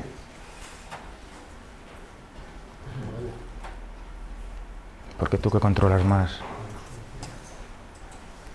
Eso es. Minimízalo si quieres y vamos ahí. Vete para atrás, un pasito para atrás. Ahí, 15, eso ahí. No, es que le he puesto eso pulsar. Eso es. Otra vez. Bien, dale donde recursos, pica donde recursos, ahí. Vale. Vale, y me editas, por favor, a ver, un segundito, esta de aquí, esta, que es un JPG, vale. Mirad. Los vendedores de filtros normalmente nos atraen con, vale, que es lógico, ¿vale? Con que comprando tal o cual filtro vamos a ver tal nebulosa fotográfica, y realmente no nos están mintiendo, es verdad, ¿vale? Esto es una carta, ¿vale? ¿De acuerdo? Donde está aquí Barnard 33, que es la nebulosa cabeza caballo, que es el principal motivo por el que se venden filtros H-beta del mundo. Todo el mundo quiere ver Barnard 33. ¿Por qué? Pues un objeto fotográfico muy atractivo, ¿no? Estamos hartos de verlos en multitud de fotografías, ¿no? Pero claro, lo que no nos cuentan los que no venden filtros es en qué condiciones tenemos que ver esto, ¿de acuerdo? Para ver este objeto, ¿vale?, igual que para otros filtros, esto es un ejemplo práctico de lo que es observación con filtro, lo primero que tenemos que hacer es limitar cuál es nuestro campo real de observación con un determinado ocular. Centramos el objeto, ¿vale?, y interiorizar de alguna manera qué es lo que no vamos a encontrar con lo que vamos a ver en el campo, a pie de ocular. No podemos llegar allí de a ver en qué zona estoy, no, necesito ver exactamente la posición del objeto que yo quiero ver. Esto es invisible, ¿vale? Pero de momento tengo una estrella por aquí, Sigma Orionis, aquí está el NITAC, en fin, yo llego al campo con mi ocular de 24 milímetros en 1300 y me da este campo real. Hablábamos antes en la charla de Javi de campo real, ¿vale? Campo aparente. Nosotros necesitamos ver el campo real. ¿Qué es lo que vamos a ver? Tenemos que adecuar esta imagen también a la imagen que da de nuestro telescopio. Si está invertida, si está boca abajo, ¿de acuerdo? No podemos perder el tiempo en llegar allí y empezar a ver cómo oriento esto. No, llegamos con nuestra carta. Y veréis lo importante que es el tiempo aquí, el tiempo que le dedicamos. Llegamos y tenemos a la nebulosa de la cabeza de caballo transitando, ya sabéis, Tan Orión, justo en el meridiano. ¿Qué significa eso? Extinción mínima para el objeto este, que no puede ya subir más porque su declinación se lo impide. Extinción mínima al paso por el meridiano. Hemos visto que meteorológicamente es una noche de las buenas, ¿no?, esas que vienen con viento del norte, que barren toda la contaminación atmosférica, elimina aerosoles, lo vemos en el geopotencial de la isobárico de las cartas de meteorología. O sea, tenemos la noche perfecta, ¿vale? Nos animamos, cargamos todo en el coche y llegamos y apuntamos. Centramos este campo. Un primer vistazo, ¿de acuerdo? Y no vamos a ver nada aquí, pero vamos a ver esta de aquí, que es NGC 2024, que es la nebulosa de la llama, sin ningún tipo de filtros. No necesitamos filtros para ver NGC 2024, que es esta de aquí. Perfecto. Vamos a seguir para adelante. Si montamos todo y no vemos esto, se acabó. Recogemos. No hay nada que hacer. Joder, vemos esto sin ningún filtro. Joder, una buena noche, vamos a seguir apretando. ¿Veis aquí esta nebulosa que hay aquí? Bien, ¿No os extraña que nos vendan un filtro H-beta para ver una nebulosa oscura? ¿Nadie se lo plantea nunca? Un filtro H-beta para ver una nebulosa oscura. Las nebulosas oscuras como esta no emiten, simplemente una nebulosa oscura bloquea lo que hay detrás. Entonces lo que realmente tenemos que ver bien, ¿vale? ¿De acuerdo? Antes de ver Barnard 33 es IC434, es esto que hay aquí detrás para que nos contraste. Metemos el H-beta, el UHC y empezamos a ver muy débilmente ya IC434. Joder, la noche promete 2 minutos, 3 minutos, 4 minutos, 5 minutos, 10 minutos. Nos acostumbramos a ese nivel de oscuridad, a que los elementos fotorreceptores del ojo funcionen, ¿vale? A que los bastones cumplan con su deber, visión desviada, y de repente decimos, tenemos perfectamente centrado el campo, con Sigma Orionis, ¿vale? Con IC435, con 2025, todo aquí metido, sacamos nuestro H-beta, lo ponemos y no vemos nada. Paciencia. 1 minuto, 2 minutos, 3 minutos, 4 minutos, y a los 2 minutos, a los 10 minutos, 15 minutos, aparecerá la nebulosa de caballo. Ese es el truco, no hay más. Cielo de alta calidad y paciencia, ¿de acuerdo? Eso es lo que no nos cuentan cuando nos venden un filtro H-beta. ¿Por qué? Porque no estamos viendo Barnard 33, estamos viendo la emisión H-beta de IC434 que está detrás. Esa emisión en H-beta de IC434 es lo que nos produce el contraste sobre la nebulosa oscura y de repente emerge la cabeza de caballo. Débil, pero ahí está. Joder, os venís a casa más contentos que la leche. Hemos visto un objeto en visual que es típicamente fotográfico. Y así con todos los objetos nebulares. Paciencia y tranquilidad, ¿de acuerdo? Sosiego. No hay prisas y es lo que toca. Y esto no es como ver un cúmulo abierto, joder, qué bonito, tal, fíjate, no. Eso es lo que tenemos que tener en cuenta. Pues ya, Javi, vamos a poner la última diapositiva y vamos a terminar. Sí, ciérralo. Bueno, ahí.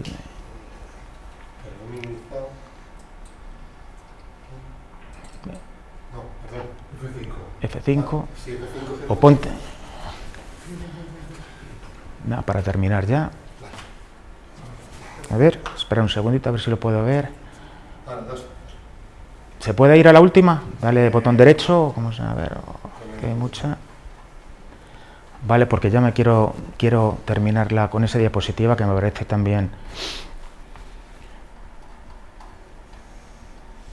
Quieto ahí. La siguiente. Siguiente.